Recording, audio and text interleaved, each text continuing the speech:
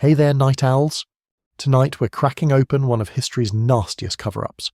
A disease so terrifying it made kings lose their noses and entire armies collapse without a single sword being drawn. The year is 1495 and something ancient is about to wake up. But here's the twist nobody saw coming.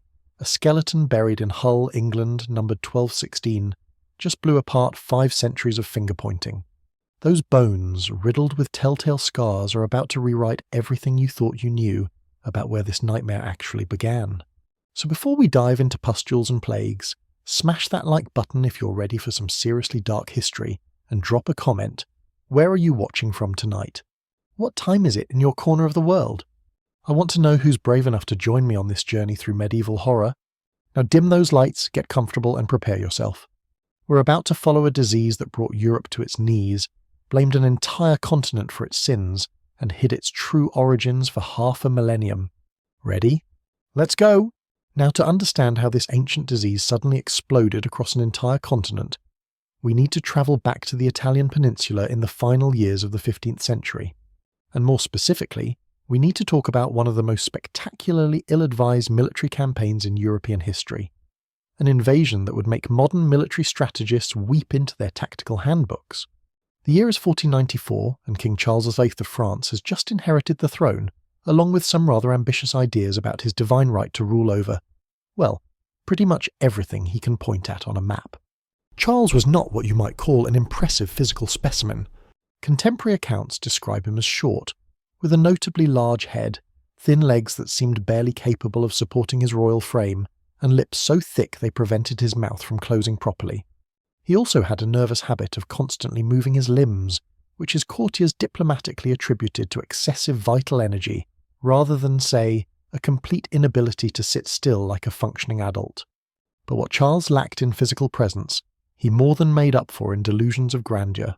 And in late 1494, those delusions were about to drag half of Europe into a conflict that would reshape the continent's medical history forever. You see, Charles had inherited not just the French crown but also a rather tenuous claim to the Kingdom of Naples through his Angevin ancestors. Now this claim was about as solid as wet parchment, the kind of legal argument that would get laughed out of any modern courtroom. But Charles didn't care about legal technicalities. He had an army, he had money borrowed from Italian bankers who should have known better, and he had the kind of youthful enthusiasm that comes from never having experienced the consequences of your own decisions. So naturally he decided to march his entire military force down the entire length of Italy to claim what he considered rightfully his. What could possibly go wrong? The invasion force that crossed the Alps in September 1494 was genuinely impressive, at least in terms of sheer numbers and variety. Charles had assembled somewhere between 25 and 30,000 soldiers, which was a substantial army by the standards of the time. But this wasn't just any collection of fighting men. This was a veritable United Nations of mercenary forces, drawn from every corner of Europe where men were willing to kill for money and the promise of plunder. There were French knights, of course, resplendent in their armour and absolutely convinced of their superiority over everything and everyone. There were Swiss pikemen, those legendary infantry whose reputation for disciplined brutality preceded them wherever they marched. There were German Landsknechts, mercenaries who had basically copied the Swiss model and added more colourful clothing and somehow even more violence. There were Gascon crossbowmen, Spanish swordsmen, Italian condottieri who had switched sides so many times they probably couldn't remember which flag they'd started under, and various other soldiers of fortune from across the continent. This polyglot army brought with them not just weapons and supplies, but also diseases from their home regions, personal habits of varying degrees of hygiene, and, crucially, an absolutely insatiable appetite for the kind of entertainment that military forces tend to seek out when they're far from home. And following this army, as armies had been followed since time immemorial, was a vast train of camp followers. These weren't just the stereotypical women who provided companionship to lonely soldiers, though there were certainly plenty of those. The camp followers included merchants selling overpriced goods, barbers who doubled as surgeons, cooks, servants, family members of soldiers, and basically anyone who saw an opportunity to make money from a moving city of armed men with regular pay. Contemporary estimates suggest that for every soldier in the army, there might have been 2 or 3 camp followers, which means this invasion force probably numbered closer to 60 or 70,000 people in total. That's not an army, that's a migrating city complete with all the sanitary challenges that implies. Now, the march down through Italy was surprisingly not the disaster you might expect. In fact, it was almost comically easy. Italian states, which spent most of their time fighting each other with mercenary armies that had an unspoken agreement not to actually kill each other too efficiently, were completely unprepared for a foreign invasion force that actually meant business. City after city opened its gates to Charles, either through negotiation, bribery, or the simple realization that resistance was futile. Florence fell without a fight after its leader fled. Rome capitulated after Pope Alexander VI decided that discretion was the better part of valor, especially when facing an army that outnumbered his defensive forces by a considerable margin. The French army marched through the Italian peninsula like tourists with weapons, encountering about as much resistance as you'd expect from a guided tour. By February 1495, Charles and his multinational force had reached Naples itself. And here's where things get interesting, because Alfonso VI, the King of Naples, took one look at the approaching French army and promptly decided that retirement sounded like a wonderful option. He abdicated the throne to his son Ferentino, which was essentially the medieval equivalent of saying "not my problem anymore" and walking away from an impossible situation. Ferentino, showing the kind of tactical genius that runs in families, also decided that discretion was preferable to being besieged by a massive foreign army. He fled Naples by sea, leaving the city essentially defenseless. On February 22, 1495, Charles VIII entered Naples not as a conqueror who had fought his way to victory, but essentially as a tourist who had wandered into an empty castle. The city's defenders had melted away, the royal family had fled, and the population was left trying to figure out what exactly one does when a foreign army simply walks through your gates without anyone putting up even a token resistance. It was in military terms one of the most anticlimactic conquests in history. Charles had marched his army hundreds of miles, spent enormous amounts of money, and risked the ire of half of Europe's ruling families, only to find that his prize had been handed to him without a single major battle. Not exactly the glorious conquest the troubadours were hoping to sing about. But Charles didn't let the lack of dramatic conflict dampen his spirits.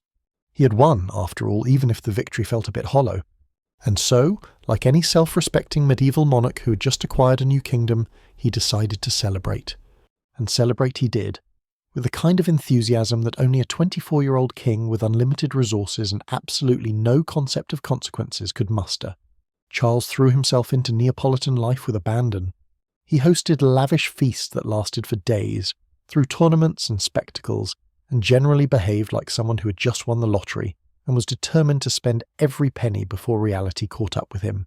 The French soldiers naturally followed their king's example.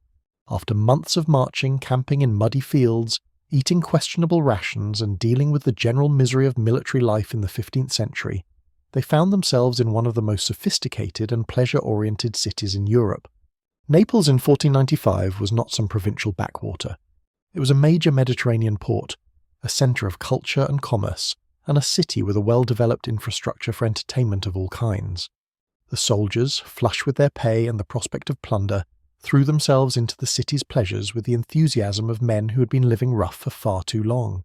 And this is where we need to talk about the other army that had gathered in Naples, an army of a very different kind. You see, wherever large military forces gather, certain economic opportunities arise. And Naples, being a cosmopolitan port city, had no shortage of entrepreneurs ready to capitalize on those opportunities. The brothels of Naples, which had been doing steady business serving the local population and visiting merchants, suddenly found themselves overwhelmed with customers. But the demand far exceeded the existing supply, and so, as economics dictates, supply expanded to meet that demand. Women poured into Naples from across southern Italy, drawn by the promise of easy money from soldiers with full pockets and few prospects for spending their earnings. Some were professional sex workers who had been plying their trade in other cities.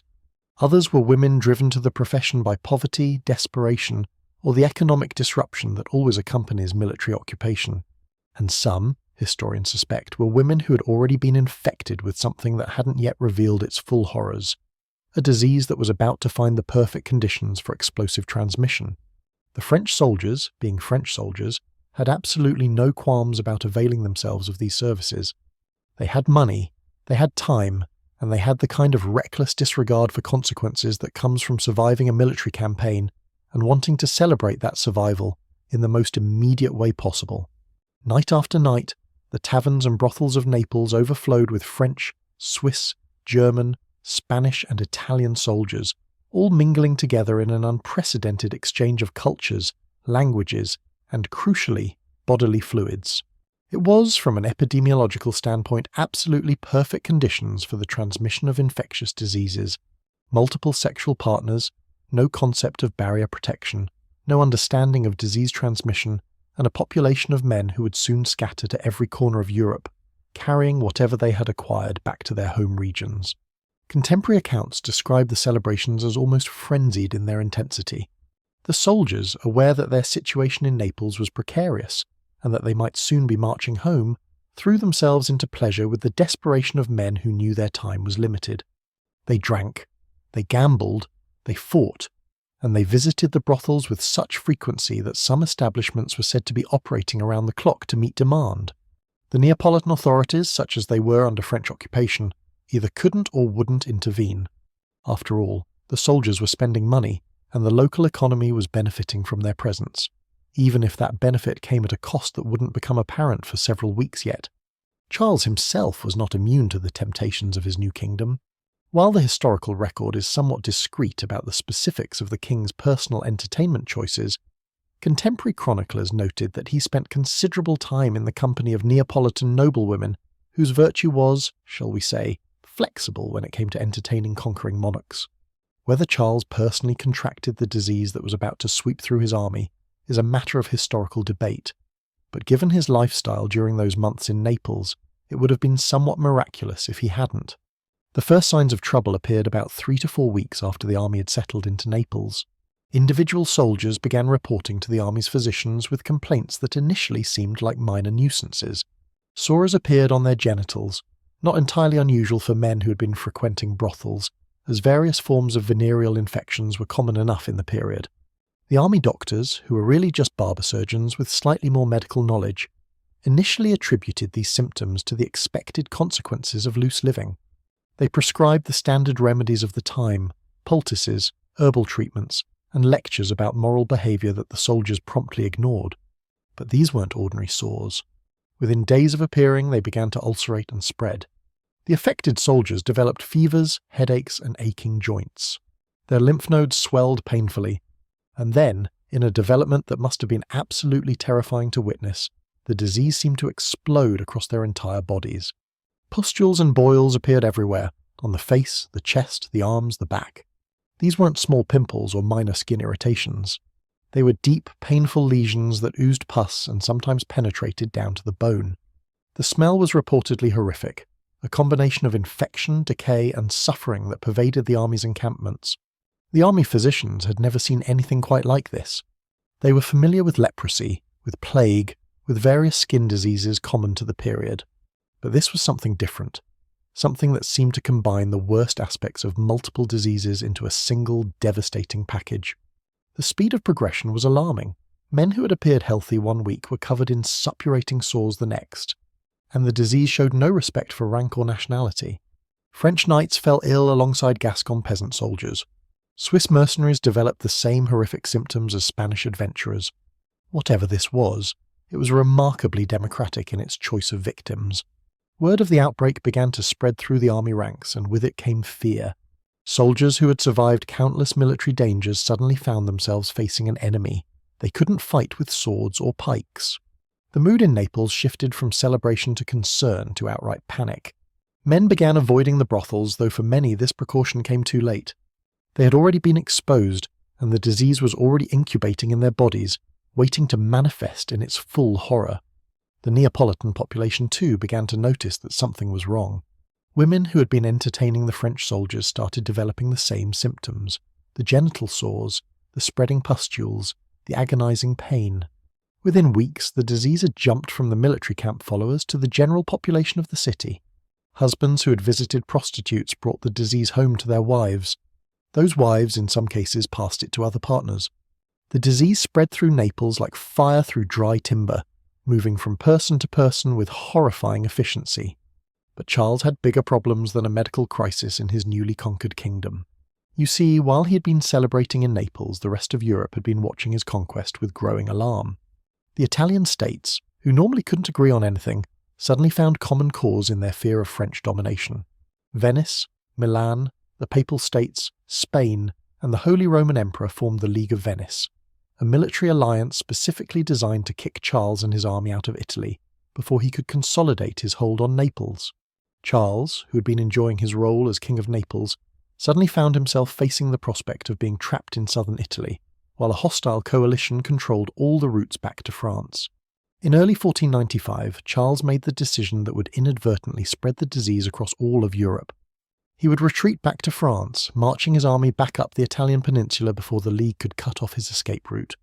It was a strategically sound decision, though it meant abandoning his newly won kingdom almost before the throne had warmed to his presence. But what Charles didn't realise, what he couldn't have realised given the medical knowledge of the time, was that he wasn't just marching an army back to France. He was unleashing a biological weapon across the continent. The army that began its retreat from Naples in May 1495 was already riddled with disease. Estimates vary, but some historians believe that as many as a third of Charles's soldiers were showing symptoms of the mysterious illness by the time they left the city. Others were infected but hadn't yet developed visible symptoms, walking incubators of the disease who would spread it at every stop along the way. And the camp followers, many of whom were also infected, accompanied the army as it began its long march north. The retreat itself was a disaster that would almost be comic if it weren't so tragic. Charles's army, weakened by disease and low morale, had to fight its way through Italy. The Battle of Fornovo on July 6, 1495, was technically a French victory in that Charles managed to break through the Italian forces blocking his path, but it was the kind of victory that left no one feeling triumphant. The French lost most of their baggage train, including all the loot they had accumulated in Naples, and their army was battered and depleted. Charles made it back to France, but his dreams of Italian conquest were effectively over. What happened next was the true catastrophe, though it unfolded slowly enough that no one recognised it for what it was until it was far too late. As Charles's multinational army disbanded, the soldiers went home. Swiss mercenaries returned to their mountain valleys. German landsknechts headed back to the Holy Roman Empire. Spanish soldiers sailed back to Iberia. French knights returned to their estates. And every single one of these men carried with them not just stories of their Italian adventure, but potentially the disease they had acquired in the brothels of Naples. Within months, the disease began appearing across Europe. It showed up in Lyon in France, where returning soldiers spread it to the local population. It appeared in Barcelona, brought by Spanish mercenaries who had served in Charles's army. It surfaced in German towns along the Rhine, carried by landsknechts returning from the campaign. It spread to ports in the Low Countries, to cities in England, to communities across the continent. Everywhere the soldiers went, the disease followed, spreading from them to their families, their neighbours, their communities. And here's where the naming becomes interesting, because the disease acquired different names depending on where you were standing and who you wanted to blame. The French called it the Neapolitan disease, blaming the Italians for infecting their soldiers. The Italians called it the French disease, pointing out that it had arrived with Charles's army. The Spanish called it the French disease as well, eager to blame their northern neighbours. The Germans called it the Spanish disease, perhaps because many of the mercenaries who brought it back were Spanish. The English called it the French disease because blaming the French was practically a national pastime. The Russians called it the Polish disease, the Poles called it the German disease, and so on and so forth. Everyone was eager to blame someone else, anyone else, for this horrific new affliction. The disease spread with terrifying speed through the population of Europe. Unlike some illnesses that burned through communities quickly and then faded, this one seemed to establish itself permanently wherever it appeared. Part of this was due to its transmission method. Unlike plague, which required fleas, or cholera, which required contaminated water, this disease spread through the most intimate of human contacts, the kind of contact that people would continue engaging in regardless of the risks. Sexual behaviour didn't stop just because a new disease had appeared, especially since the connection between sexual contact and the illness wasn't immediately obvious to everyone. But the disease also spread because of the social conditions of late 15th century Europe. This was a period of increasing urbanisation, of growing trade networks, of more movement between cities and regions than ever before. The same trade routes that carried spices and silk also carried disease. Merchants, travellers, pilgrims, soldiers and wanderers moved between cities, spreading the infection wherever they went. Port cities were particularly hard hit, as sailors brought the disease from port to port across the Mediterranean and beyond. The symptoms became well known across Europe within just a few years of the Naples outbreak. First came the genital sores, the telltale sign of initial infection. then the rash that spread across the body accompanied by fever and pain, then the truly horrific later stages where the disease seemed to consume its victims from within, rotting their flesh, destroying their bones, and driving them to madness before finally killing them. The disease was feared not just for its lethality, but for the disfigurement it caused. Survivors often bore the marks of their infection for life: collapsed noses, scarred faces, damaged bones that left them crippled. Medical professionals of the time were completely unprepared for this new illness. They had their theories about disease causation, mostly based on ancient Greek and Roman medical texts that attributed illness to imbalances in the body's humours or to bad air and astrological influences. None of these theories could adequately explain a disease that seemed to spread specifically through sexual contact and that followed such a predictable pattern of symptoms. Some physicians initially thought it was a form of leprosy, given the skin lesions and disfigurement. Others thought it might be a variation of plague. A few astute observers noted the correlation between sexual activity and infection, but even they couldn't explain the mechanism of transmission in terms that made sense with contemporary medical theory. The social impact of the disease was enormous. Unlike plague, which killed rich and poor alike with democratic impartiality, this new disease carried a moral stigma. It was associated with sexual immorality, with visiting prostitutes, with adultery and fornication. To be infected was to be marked not just as sick, but as sinful. This stigma affected how the disease was treated and how its victims were regarded by society. While plague victims might receive sympathy and care, victims of this new disease often faced ostracism and blame. They had brought this upon themselves through their immoral behaviour, or so the reasoning went. This moral dimension of the disease had profound effects on how it was discussed and documented. Many cases went unreported because victims were ashamed to admit they were infected. Physicians might record deaths from the disease as being caused by other illnesses to protect their patients' reputations. This meant that the true extent of the epidemic was probably far worse than historical records indicate, since many cases were hidden or misattributed to preserve social standing. The disease also had significant economic impacts. Workers who became infected often couldn't perform their jobs, especially as the disease progressed to its later stages. Craftsmen whose livelihoods depended on manual dexterity found themselves unable to work as the disease damaged their joints and bones.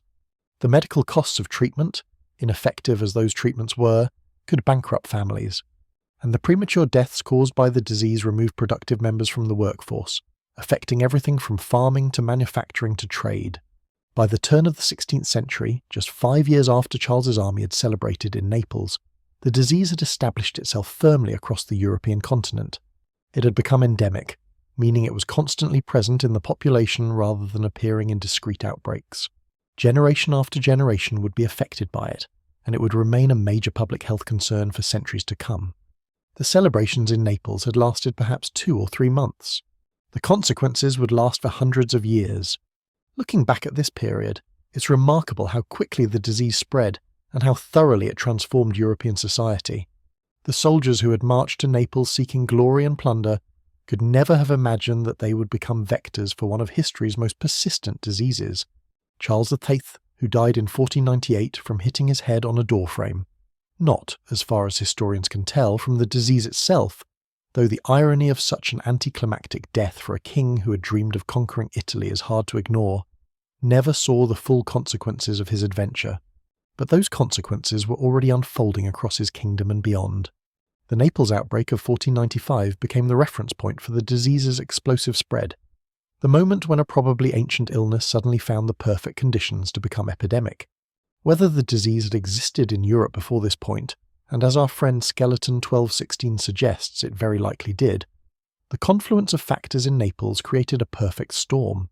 A large multinational army, extensive prostitution networks, complete ignorance of disease transmission, and then a rapid dispersal of that army across the entire continent. It was almost as if someone had designed the perfect mechanism for spreading a sexually transmitted disease as widely as possible in the shortest amount of time. The French, naturally, didn't take the blame for their role in spreading the disease. As far as they were concerned, they had been innocent victims, infected by those treacherous Neapolitans. The Italians, equally naturally, pointed out that they hadn't invited the French to invade, and that the French had brought whatever they contracted upon themselves through their immoral behaviour. This blame game would continue for centuries, with each nation pointing fingers at its neighbours while the disease itself continued its indiscriminate spread through the population. What's particularly striking about the Naples outbreak is how it demonstrates the interconnectedness of late medieval Europe. In an era before rapid transportation, before global trade networks as we know them, before mass communication, a disease could still spread across an entire continent in a matter of months. The same networks that facilitated trade and cultural exchange also facilitated disease transmission. The same military campaigns that reshaped political boundaries also reshaped epidemiological landscapes. Charles VIII set out to conquer a kingdom and ended up unleashing a pandemic. It's the kind of unintended consequence that historians love to study, and military planners should learn to fear. The soldiers who returned from Naples carried more than just memories of their Italian adventure. They carried a disease that would reshape European society, affect medical knowledge, influence moral philosophy, and leave its mark on millions of lives for centuries to come. The party in Naples had been spectacular while it lasted. The hangover would endure for generations.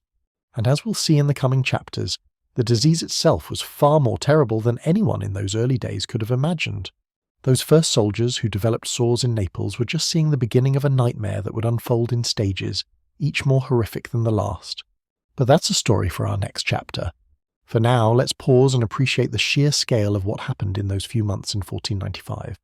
An army marched to Italy, celebrated its conquest, and inadvertently triggered a continental health crisis. It's a reminder that history is full of unintended consequences, that the greatest disasters often arise not from malice, but from ignorance, and that sometimes the most dangerous thing an army can do isn't fight battles, but throw parties. The soldiers in Naples thought they were celebrating a victory. They were actually lighting the fuse on a biological bomb that would explode across Europe for centuries to come. And somewhere in Hull, England, skeleton 1216 lay in its grave, bearing the marks of this same disease but predating the Naples outbreak by decades or perhaps centuries. That skeleton would wait patiently underground while Europe blamed the Americas, while nations blamed each other, while the medical establishment developed elaborate theories about the disease's origins, all of them wrong. The truth was literally buried beneath their feet, waiting for future archaeologists to dig it up and force us to reconsider everything we thought we knew about where this disease came from and how long it had actually been humanity's unwelcome companion. The siege of Naples wasn't really a siege at all in the traditional sense. It was more of a parade that ended in a party that ended in a plague. Charles VIII came seeking a crown and left with considerably less than he had hoped for. His soldiers came seeking glory and plunder and left with something far more personal and far more dangerous. The prostitutes of Naples came seeking profit and ended up spreading an infection they probably didn't even know they were carrying. And the disease itself, ancient and patient, finally found the conditions it needed to spread like wildfire across an unsuspecting continent. It's almost enough to make you feel sorry for everyone involved, if it weren't for the fact that most of the tragedy was entirely preventable. If Charles hadn't been so ambitious, if the soldiers hadn't been so eager to celebrate, if medical knowledge had been more advanced, if people had understood disease transmission.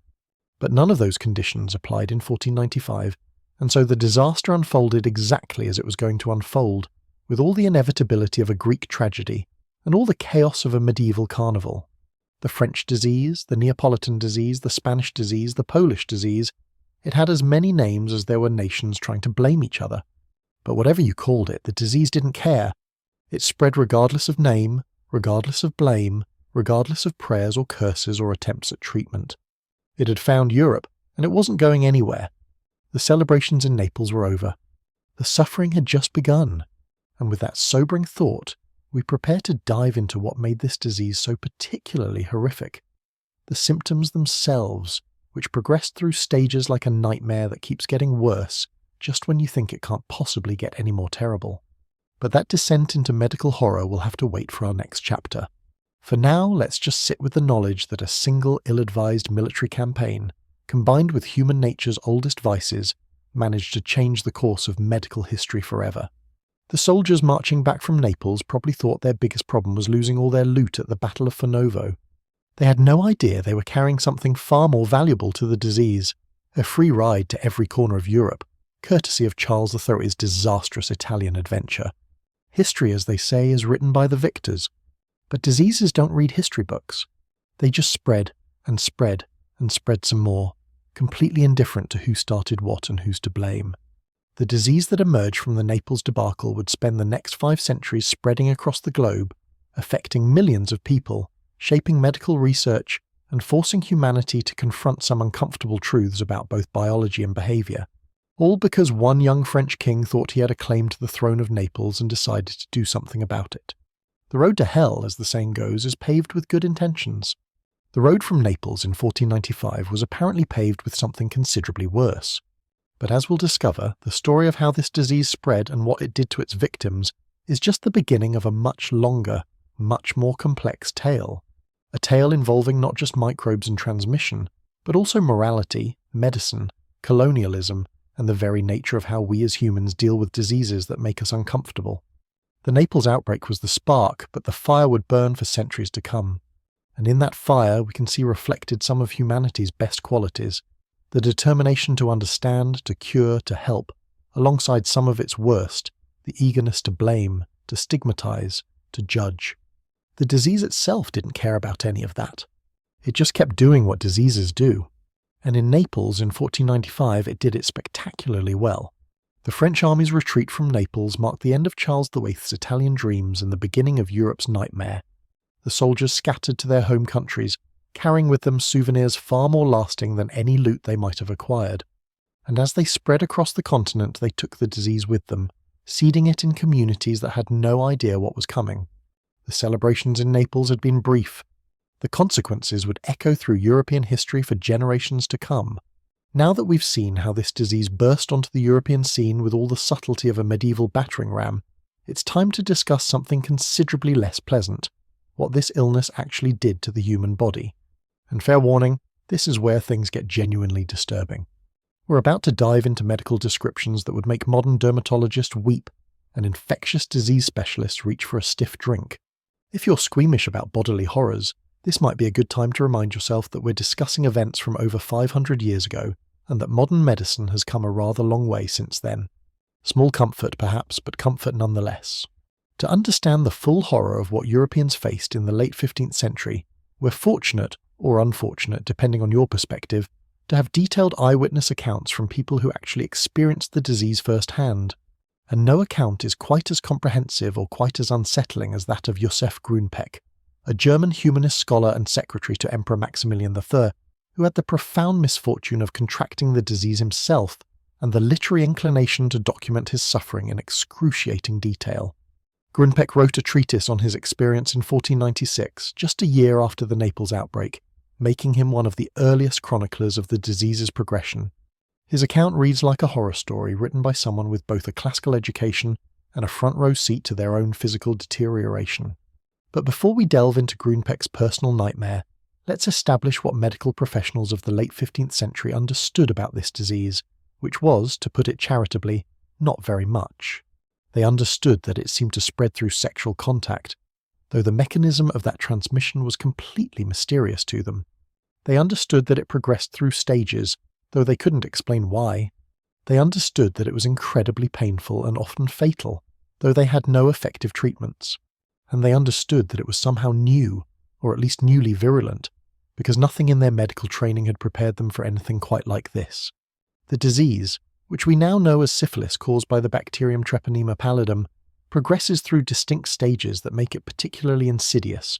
Unlike some diseases that hit you hard and fast, giving you perhaps a fighting chance to marshal your defences, this one played a long game. It was patient, methodical, and absolutely ruthless in its destruction of the human body.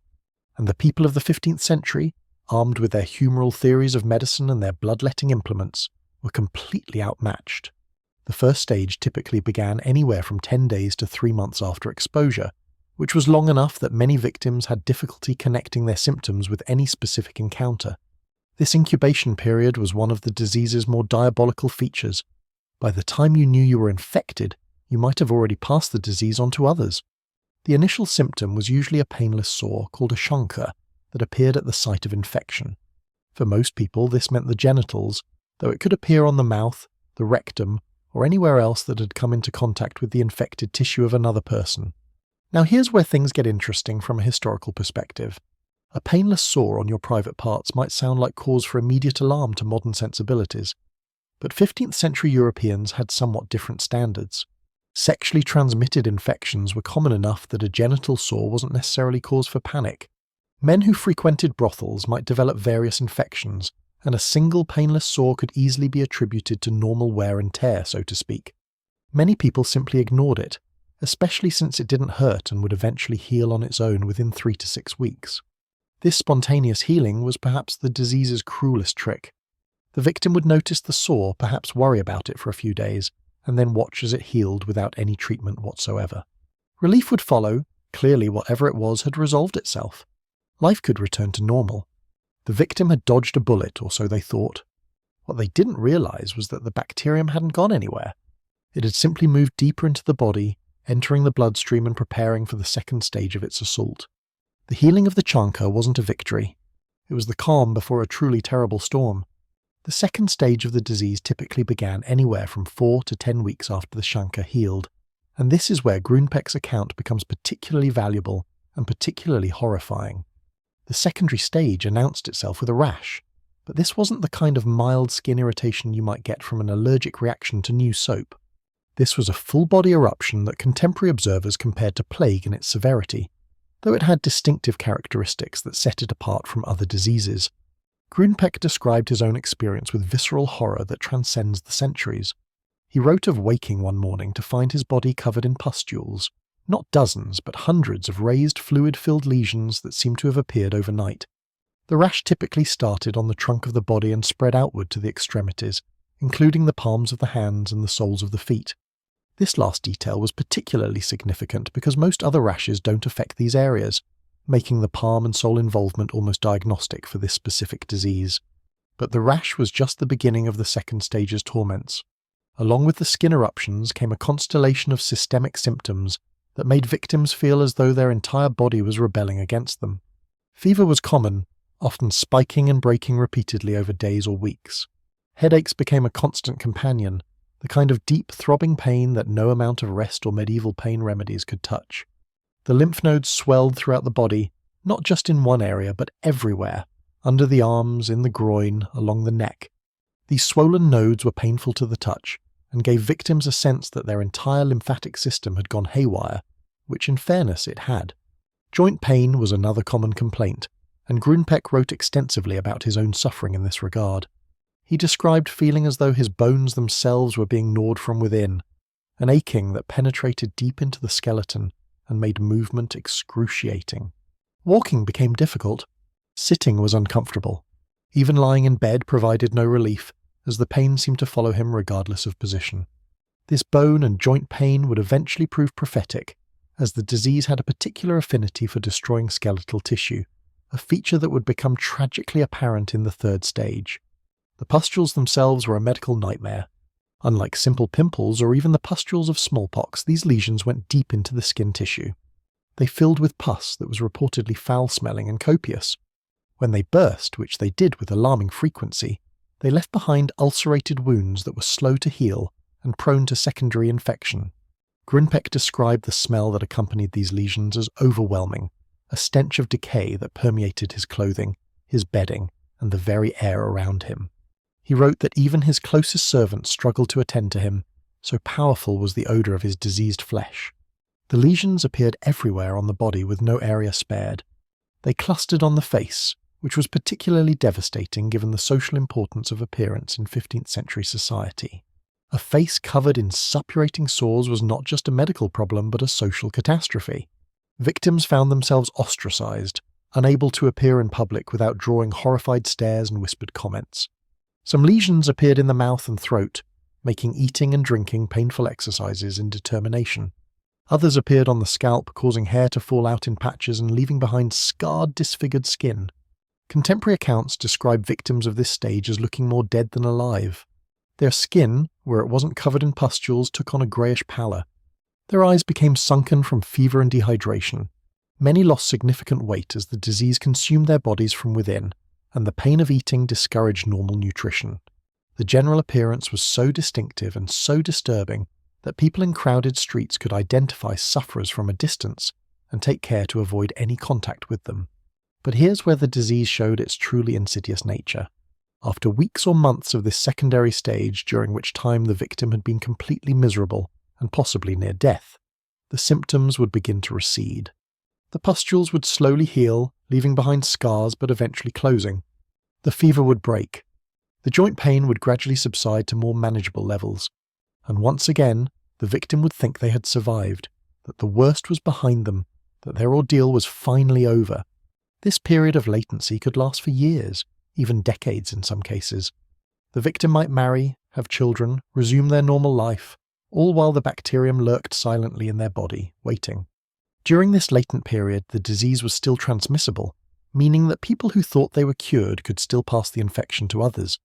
This was particularly tragic in cases where someone who had been infected years earlier married and infected their spouse, or where pregnant women passed the disease to their unborn children, causing congenital infections that were devastating in their own right.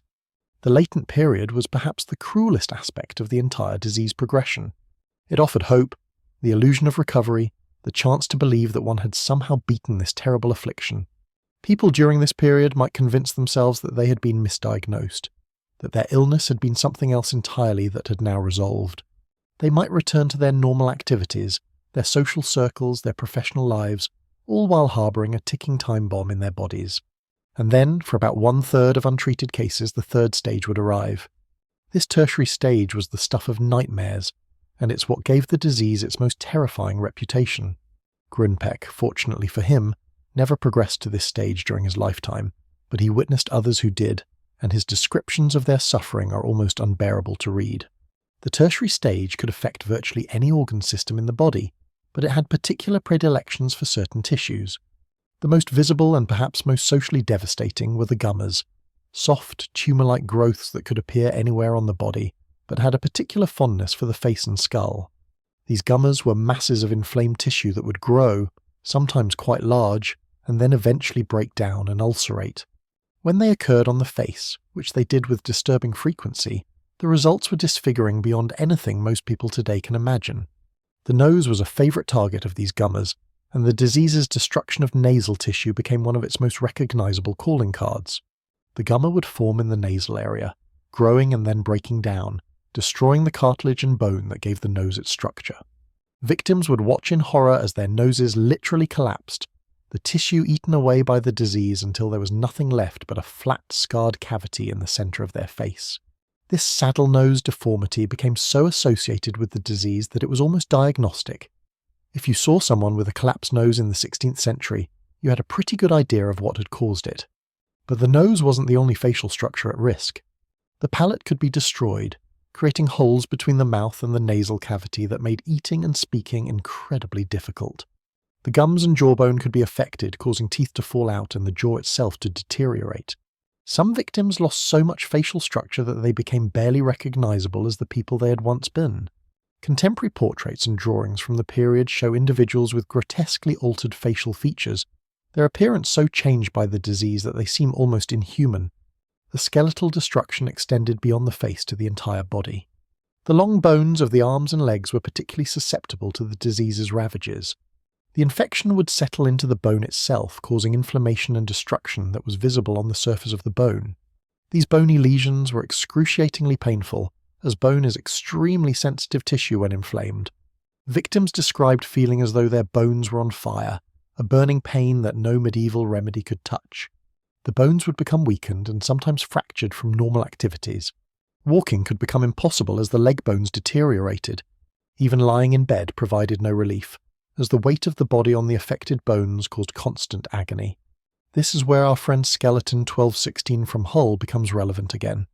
The characteristic bone lesions of tertiary syphilis are so distinctive that they can be identified centuries after death. The disease leaves a particular pattern of damage on bones, a combination of destruction and attempted repair that creates a distinctive appearance. The skull often shows caries sicca, a pattern of scarring and pitting that looks almost like worm tracks carved into the bone surface. The long bones show periosteal reactions, areas where the outer layer of bone has become inflamed and thickened as the body tries unsuccessfully to fight off the infection. These markers are so specific to syphilis that when archaeologists find them on ancient remains, they can be fairly confident in their diagnosis, even without any soft tissue or modern testing methods. But the tertiary stage's horrors weren't limited to the bones and skin. The disease could also attack the cardiovascular system with devastating results. The bacterium had a particular affinity for the large blood vessels, especially the aorta, the main artery carrying blood from the heart. It would settle into the walls of these vessels, causing inflammation and weakening of the tissue. Over time, this could lead to aneurysms, bulges in the vessel wall where it had become too weak to contain the pressure of blood flow. These aneurysms could grow silently for years before suddenly rupturing, causing almost instant death from internal bleeding. Imagine living with the disease for decades, surviving all its previous stages, only to die suddenly when a weakened blood vessel finally gave way. Perhaps the most terrifying aspect of the tertiary stage, however, was neurosyphilis, the invasion of the brain and nervous system by the bacterium. This could manifest in several ways, none of them pleasant. General paresis was one form, a gradual deterioration of mental function that would today be recognized as dementia. Victims would experience personality changes, becoming irritable, paranoid, or inappropriately cheerful. Their judgment would deteriorate. They might make poor financial decisions, engage in socially inappropriate behavior, or fail to recognize family members. Memory loss was progressive and relentless. Eventually, the victim would become completely incapacitated, unable to care for themselves and requiring constant supervision. Another form of neurosyphilis was tabes dorsalis, which affected the spinal cord rather than the brain. This condition caused a progressive loss of coordination and sensation, particularly in the legs. Victims would develop an unsteady, stumbling gait as they lost the ability to properly sense where their feet were in space. The pain associated with tabes dorsalis was legendary in its severity. Sudden, lightning-like jolts of agony that would shoot through the body without warning. These lightning pains could be so severe that they would cause victims to cry out or collapse.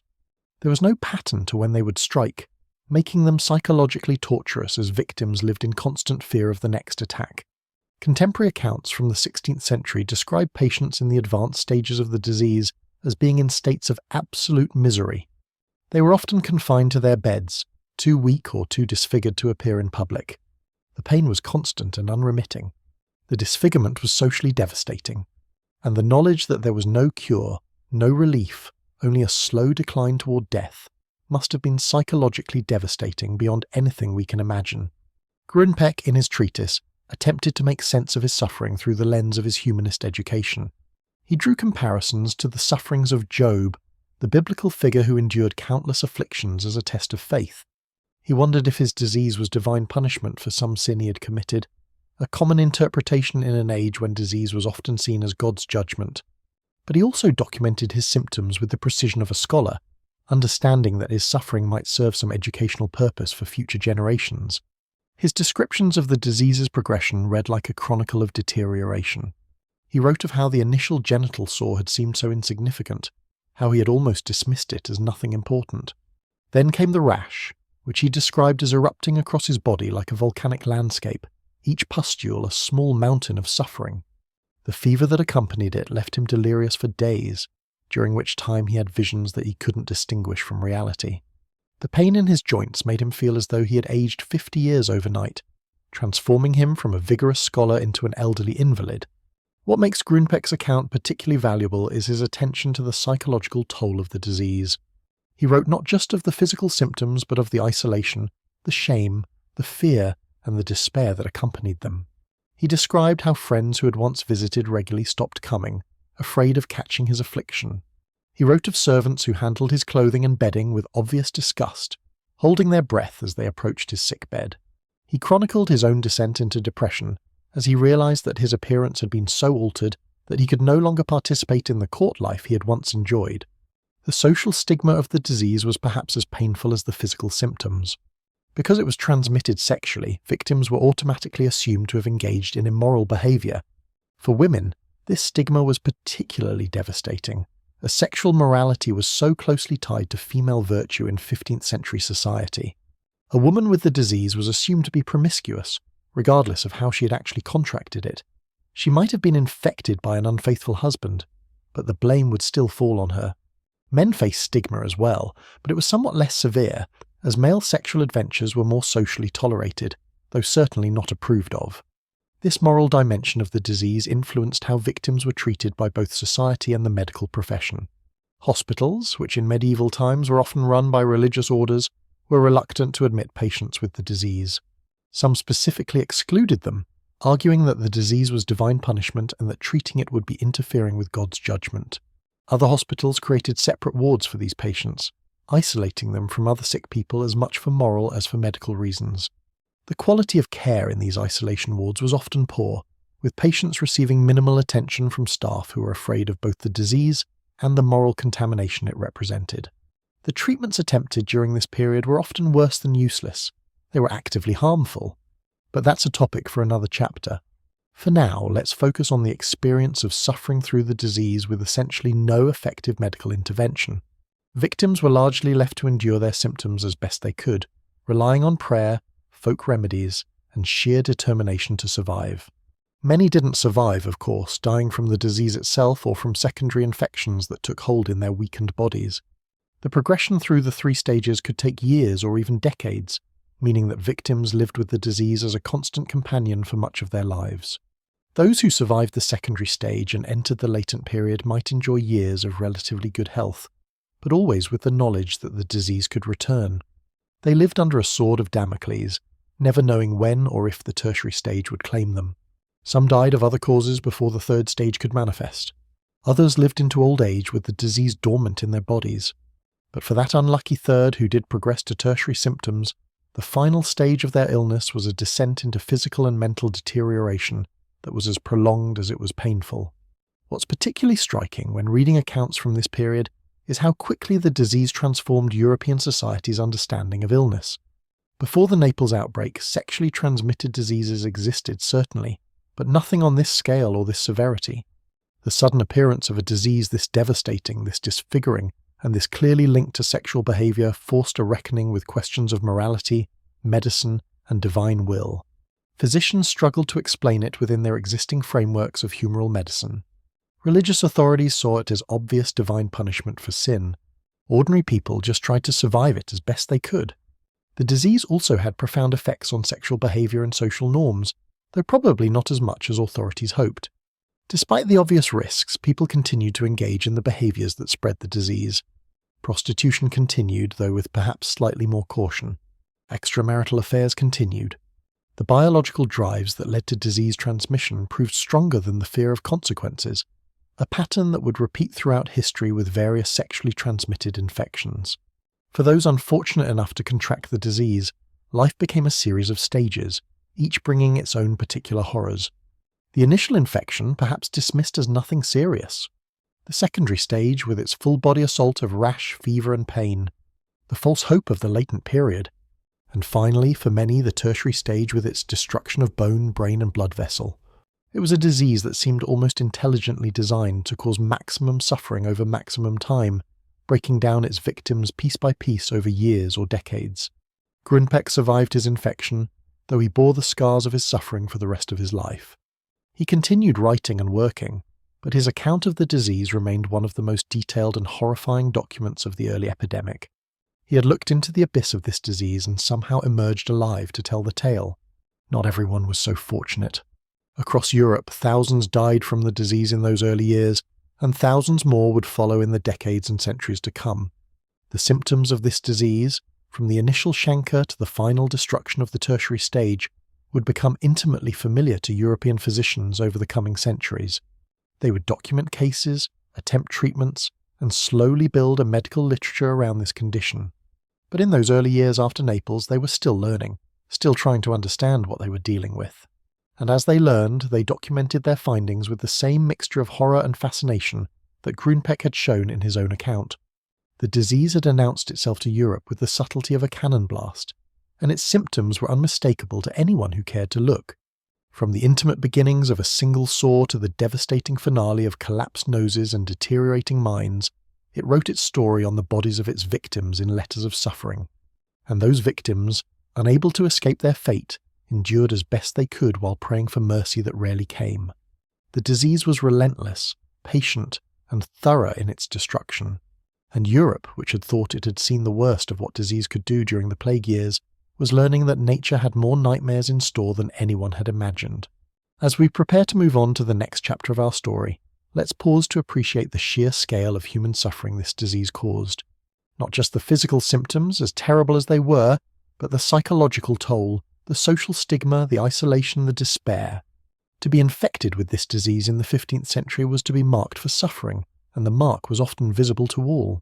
The disease didn't just attack the body, it attacked the person's entire life, their relationships, their social standing, their sense of self.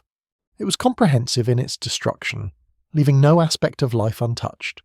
And all of this suffering originated from those celebrations in Naples, from those few months of revelry that had seemed so harmless at the time. The soldiers who had enjoyed themselves in the brothels of Naples could never have imagined the extent of the suffering they were bringing upon themselves and upon Europe. They had sought pleasure and found pain. They had sought celebration and found disease. And the disease they carried back to their homes would continue its grim work for centuries to come, each case adding another chapter to this chronicle of human suffering. But as devastating as the disease was for individuals, its impact on European society as a whole was equally profound. The geographic spread of the disease, the way it raced across the continent following trade routes and military campaigns, would reshape how Europeans thought about illness, morality, and even geography. The blame game that started with arguments over whether to call it the French disease or the Neapolitan disease would eventually expand to encompass an entire hemisphere, as Europeans looked westward for someone to hold responsible for their suffering. But that's a story for our next chapters, where we'll follow the disease's spread across Europe and examine the desperate attempts to understand and treat it. For now, let's leave Grunpeck to his recovery and his writings, grateful that he survived to document his experience and deeply sympathetic to the suffering he endured. His account, written in the scholarly Latin of his time, transcends the centuries to give us a window into the lived experience of this disease. Through his words we can almost feel the fever, see the pustules, and sense the despair of someone trapped in a body that has become a prison of pain. His survival was remarkable. His willingness to document his suffering was a gift to history, and his account remains one of the most valuable primary sources for understanding what this disease actually meant for those who endured it. The 3 stages of suffering, primary, secondary, and tertiary, would become the framework through which physicians understood this disease for centuries. Each stage brought its own particular horrors, its own challenges, its own opportunities for suffering. And the progression through these stages, which could take years or decades, meant that the disease was a lifelong companion for those infected, always present, always threatening, always reminding them of their mortality and their frailty. In an age before antibiotics, before germ theory, before any real understanding of how diseases spread and how they could be cured, this disease was a monster that Europe had no weapons to fight. And as we'll see in the coming chapters, the treatments they attempted in their desperation were often as dangerous as the disease itself. But that's enough horror for one chapter. Let's take a breath, appreciate our modern medical knowledge, and prepare ourselves for the next part of our journey, the geographic spread of this disease across Europe and the fascinating array of names each region gave it as they desperately tried to blame someone else for its existence. Because if there's one thing Europeans have always been good at, it's finding someone else to blame for their problems.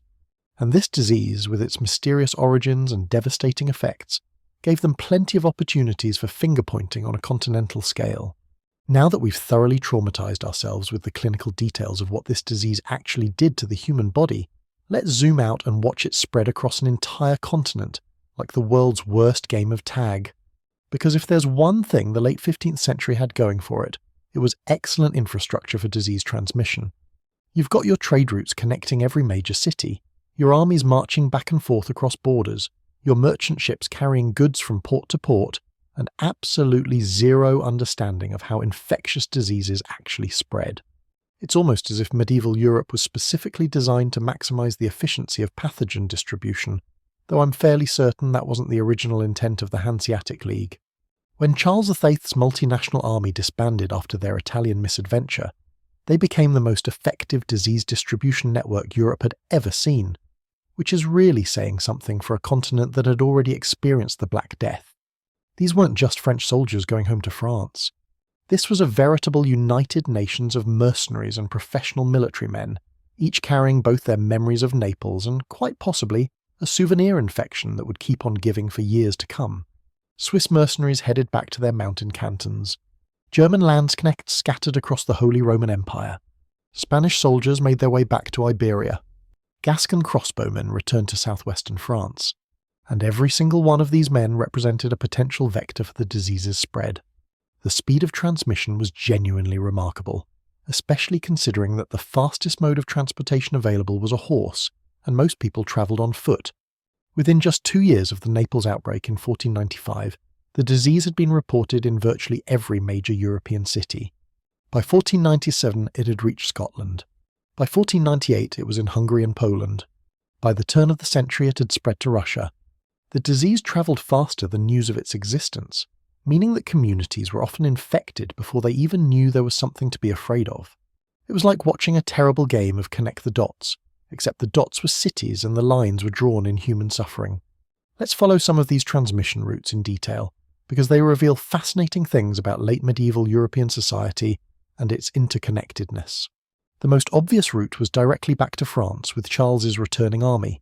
Lyon was one of the first French cities to report cases, which makes perfect sense given its location on the return route from Italy. The soldiers passed through the city, spent time there recuperating from their difficult retreat, and left behind both their money and their infections. From Lyon, the disease spread along France's major trade routes, following the same paths that carried silk, wine, and spices. Paris reported cases within months. By 1496, the disease had established itself firmly in the French capital, spreading through the usual mechanisms of an urban centre with a thriving sex trade industry. But the French path of transmission was just one thread in a much larger tapestry of disaster. The German Landsknechts who had served in Charles's army carried the disease back to the Holy Roman Empire through multiple entry points. Some crossed back over the Alps into Bavaria. Others travelled down the Rhine, that great European highway that connected the Mediterranean world to the North Sea. Cities along the Rhine, Basel, Strasbourg, Cologne, Frankfurt, all reported cases in rapid succession. The disease seemed to leap from city to city along the river like a frog hopping from lily pad to lily pad, except considerably less charming and substantially more deadly. The Swiss mercenaries presented an interesting case study in disease transmission through a geographically isolated population. The Swiss cantons, nestled in their alpine valleys, might seem like they would be protected from continental epidemics by their mountain barriers. But the Swiss mercenary system, which was one of the country's major exports at the time, created constant traffic between Switzerland and the rest of Europe. These professional soldiers travelled far and wide for employment, and when they came home they brought their experiences with them. The disease appeared in Swiss cities almost simultaneously, with its appearance in German cities along the Rhine, suggesting that multiple return routes were operating at once. Now here's where things get really interesting from a social history perspective. As the disease spread across Europe, each region it reached gave it a different name, and those names revealed a fascinating pattern of blame shifting that would make modern politicians proud. The fundamental rule seemed to be, whatever you do, don't call it after your own country. Blame someone else, preferably someone you already don't like very much. The Italians, who had seen the disease appear in Naples with the French army, naturally called it morbus gallicus, or the French disease. This made perfect sense from their perspective. The disease had arrived with the French invasion, therefore it must be a French disease that the French had brought with them. Never mind that the French had contracted it from Italian prostitutes. Those were minor details that didn't fit the preferred narrative. The term French disease stuck in Italy and would remain common for centuries. The French, unsurprisingly, rejected this characterization completely. They weren't about to accept responsibility for spreading a horrific venereal disease across their own country. Instead, they called it the Neapolitan disease, neatly deflecting blame back to Italy. From the French perspective, their soldiers had been healthy before they went to Naples and sick afterward, so clearly the Italians were to blame. The French medical literature of the period is full of references to mal de Naples, and French physicians wrote earnestly about this Italian affliction that had unfortunately been contracted by their innocent countrymen during their stay in that morally questionable city. The Spanish had their own perspective on the matter. Spanish soldiers had served in Charles's army, and they had brought the disease back to Iberia with them. But the Spanish weren't about to call it the Spanish disease. That would be admitting responsibility. Instead, they sometimes called it the French disease, blaming their northern neighbours. Some Spanish sources also called it las bubas, focusing on the symptom of buboes or swollen glands rather than assigning national responsibility. This was actually one of the more diplomatic approaches, avoiding the blame game entirely by simply describing what the disease did rather than where it came from. The Germans, never ones to miss an opportunity to blame someone else, had multiple names for the disease depending on which region you were in and which direction you wanted to point your finger. Some called it the French disease, following the Italian lead. Others called it the Spanish disease, blaming the Spanish mercenaries who had served in various military campaigns. Still others called it Die Franzosenkrankheit, which translates to the French sickness, showing a clear preference for blaming France. German medical treatises from the period are fascinating documents that often spend as much time discussing the disease's origins as they do its symptoms, with physicians arguing passionately about which nationality deserved the blame. The English, demonstrating their traditional relationship with France, had absolutely no hesitation about calling it the French disease or the French pox. This fit nicely into centuries of Anglo-French animosity and allowed English moralists to tut-tut about French debauchery, while conveniently ignoring that English soldiers and merchants were spreading it just as efficiently as anyone else. English medical texts from the early 16th century are full of warnings about the French sickness and advice to avoid contact with the French, as if the disease respected national boundaries and wouldn't infect good English people.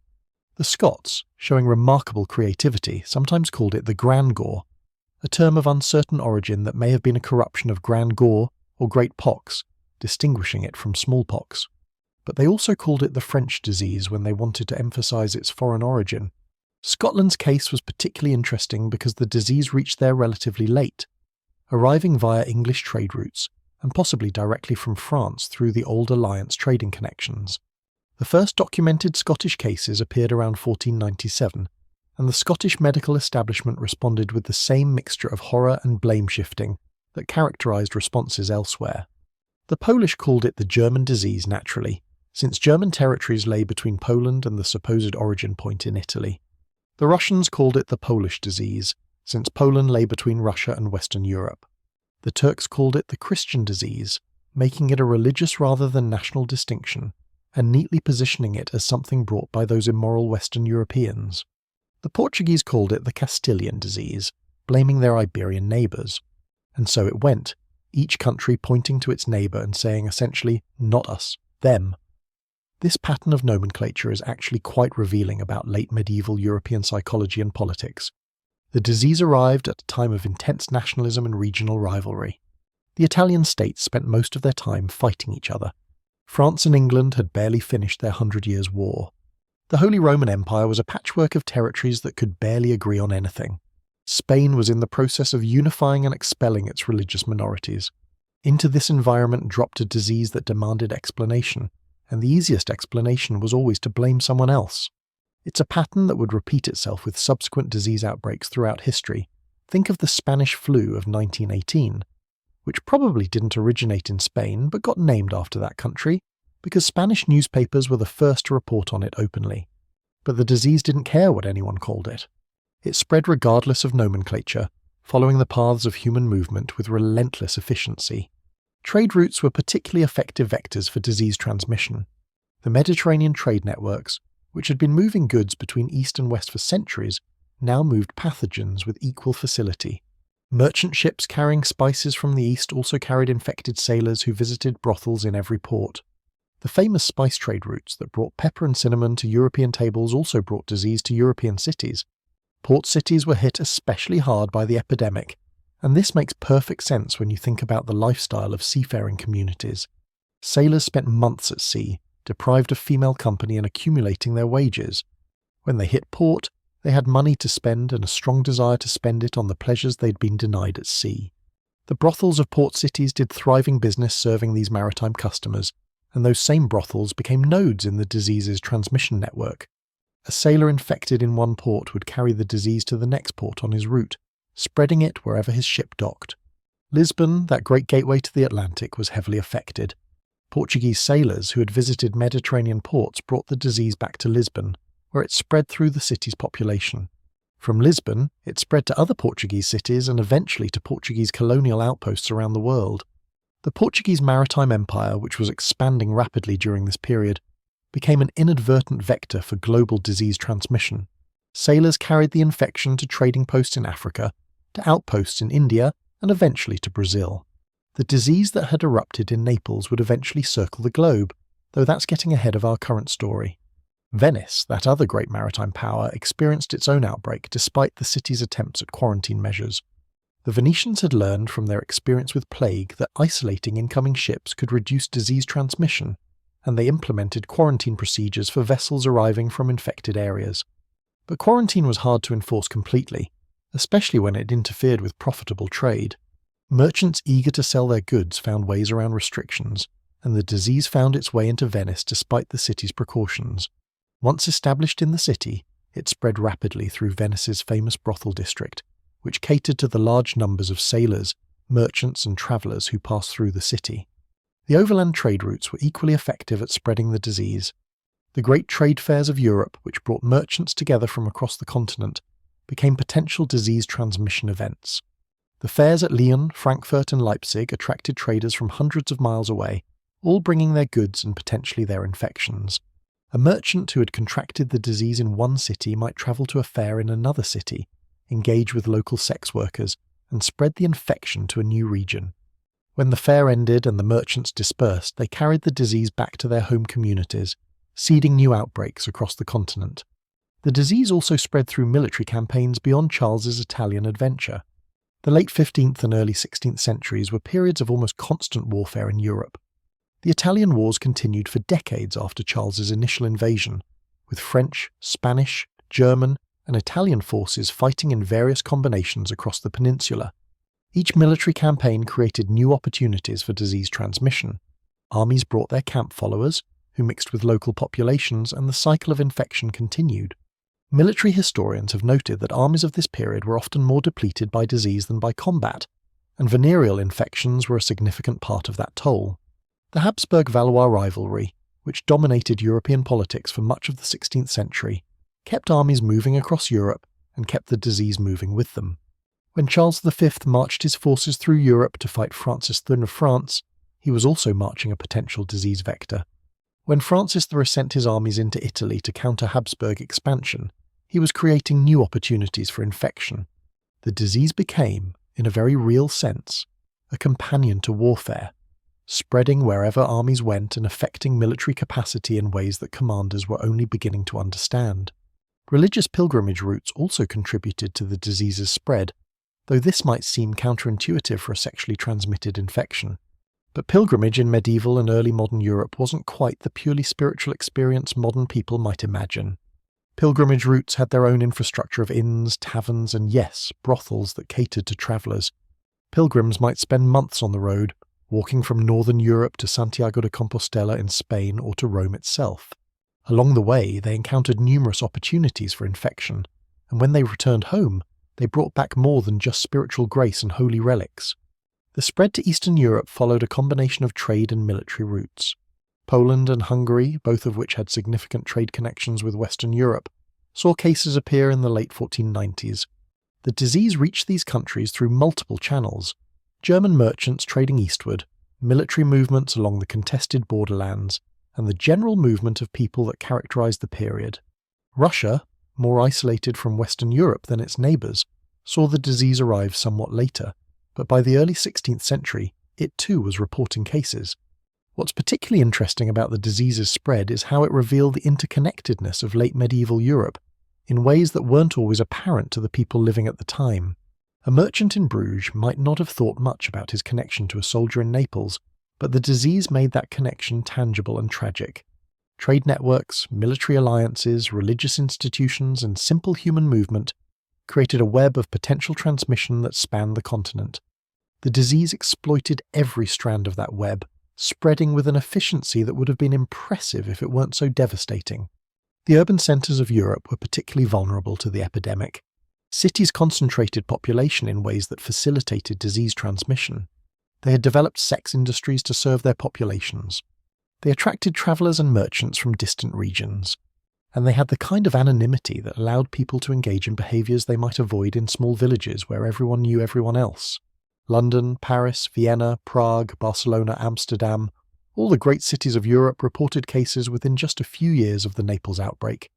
The disease became an urban phenomenon, though it certainly affected rural areas as well when infected city dwellers returned to their home villages, or when rural people visited cities and brought back more than they bargained for. The social infrastructure of these cities actually facilitated disease transmission in ways that city officials probably didn't anticipate.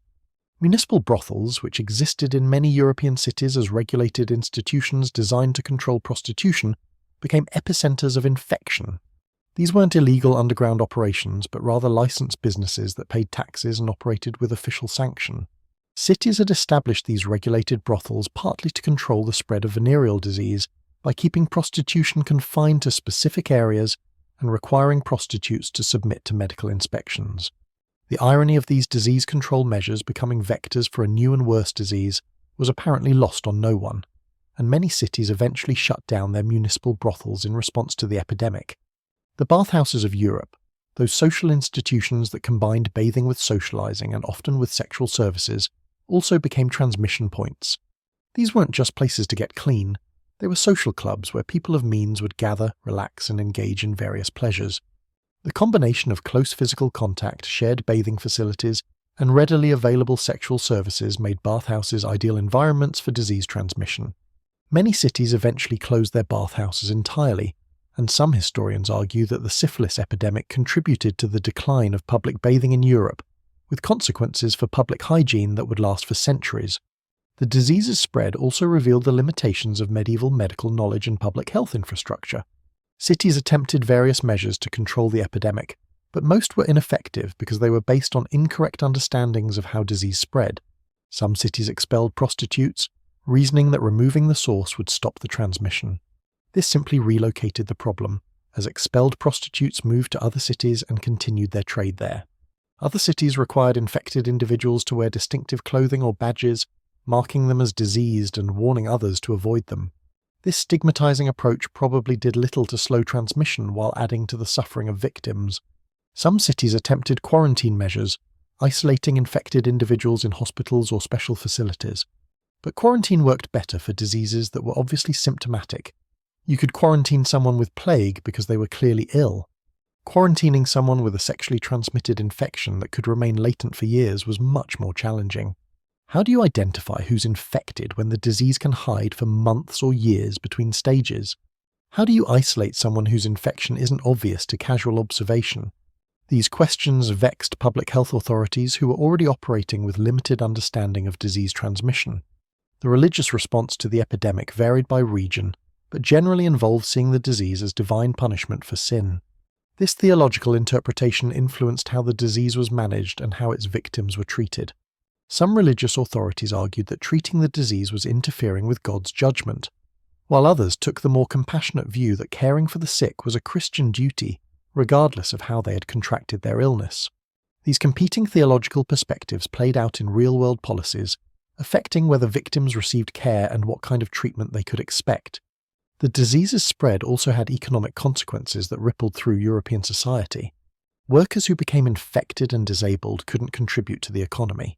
Families who spent their resources on ineffective treatments faced financial ruin. Cities that developed reputations for high infection rates saw their trade decline as merchants avoided them. The military effectiveness of armies was compromised as soldiers fell ill in significant numbers. These economic impacts added to the overall burden of the epidemic, affecting not just infected individuals but entire communities and regions. By the turn of the 16th century, just 5 years after the Naples outbreak, the disease had become endemic across Europe. It was no longer a novel epidemic, but a permanent feature of the disease landscape. Each generation would face its own encounters with the disease, and it would remain a major public health concern for centuries to come. The rapid spread from 1495 to 1500 had established the disease firmly in European society, where it would stay until the development of effective antibiotics in the 20th century. The geography of fear that the disease created shaped European attitudes and behaviours for generations. People became more cautious about sexual contacts, though clearly not cautious enough to stop transmission entirely.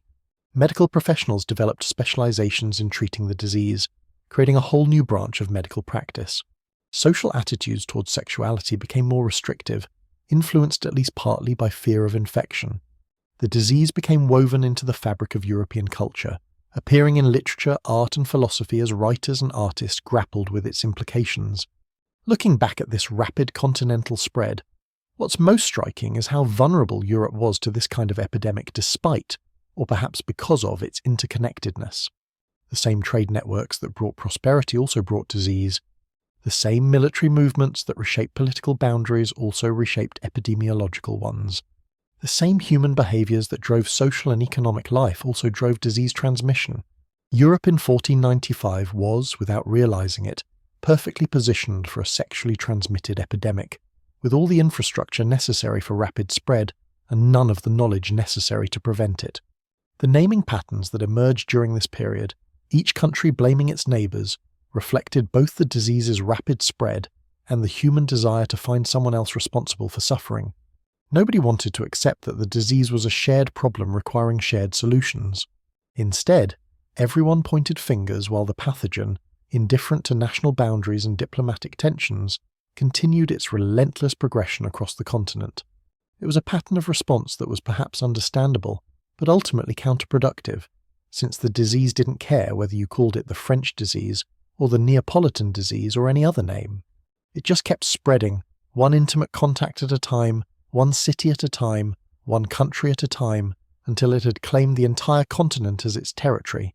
And as we'll see in our next chapter, this desire to blame someone else, to find a moral explanation for the disease's appearance, would lead to a moral panic that swept across Europe with almost the same speed as the disease itself.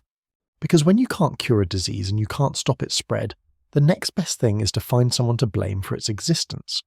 And 15th century Europe had plenty of candidates for that blame, from prostitutes to foreigners to God's judgment on human sin.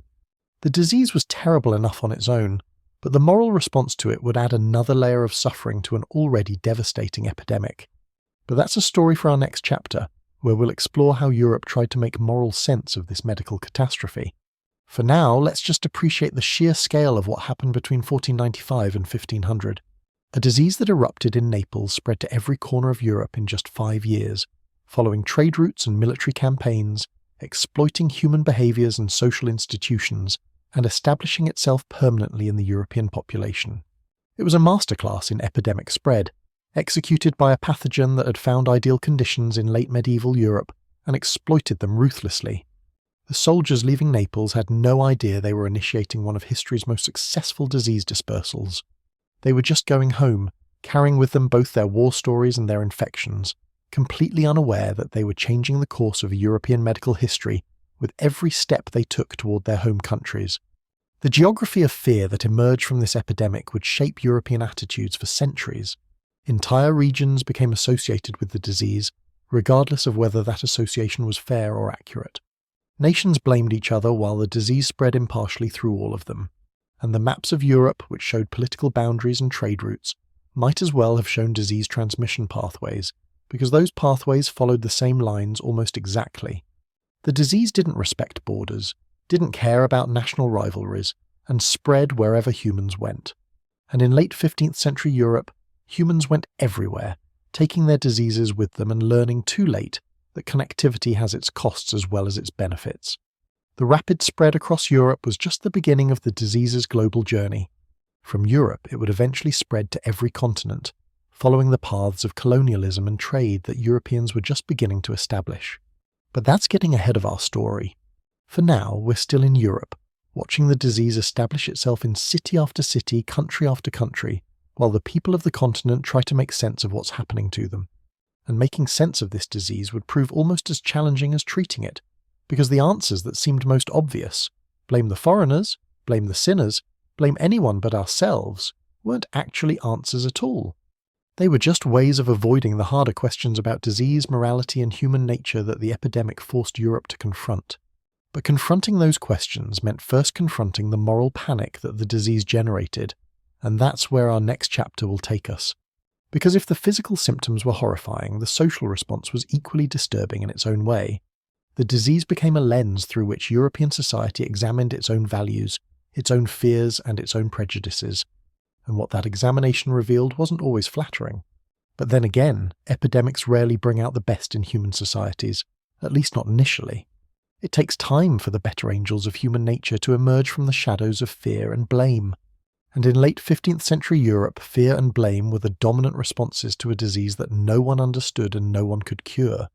The stage was set for a moral panic of continental proportions, and the actors were already taking their places. But that performance will have to wait for our next chapter. So we've established that Europe was now thoroughly infected with a horrifying disease that nobody understood, nobody could cure, and everybody wanted to blame on someone else. The perfect conditions, naturally, for a good old-fashioned moral panic. Because if there's one thing humans have consistently demonstrated throughout history, it's that when faced with inexplicable suffering, we'd rather find someone to blame than admit we don't understand what's happening. And late 15th century Europe was absolutely primed for this kind of response. The disease wasn't just a medical crisis. It was about to become a moral battlefield where questions of sin, divine judgment, social order, and gender roles would all collide in the messiest way possible. The theological interpretation of the disease emerged almost immediately after the first cases appeared, and it's not hard to understand why. In an era when disease was often understood as divine punishment for sin, a sexually transmitted infection that caused horrific suffering seemed like a pretty clear message from the Almighty. The connection between sexual activity and infection was obvious even to 15th century observers, and sexual activity outside of marriage was already considered sinful by religious authorities. Put those two facts together, and you have a theological slam dunk. The disease was God's punishment for sexual immorality. Case closed, everyone go home, and maybe stop visiting prostitutes while you're at it. Religious preachers across Europe seized on this interpretation with the kind of enthusiasm that only true believers can muster. Sermons thundered from pulpits about divine vengeance and the wages of sin.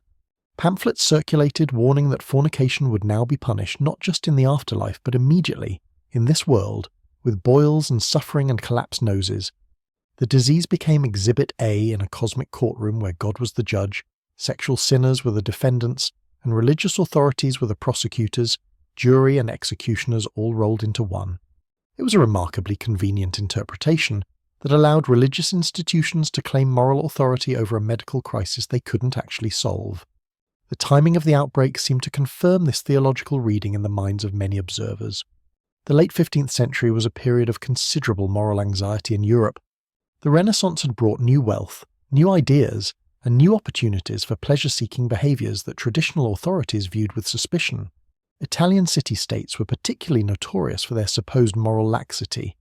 Their art celebrated the human body, their literature explored romantic and sexual themes, and their urban centres had developed sophisticated entertainment industries that catered to various appetites.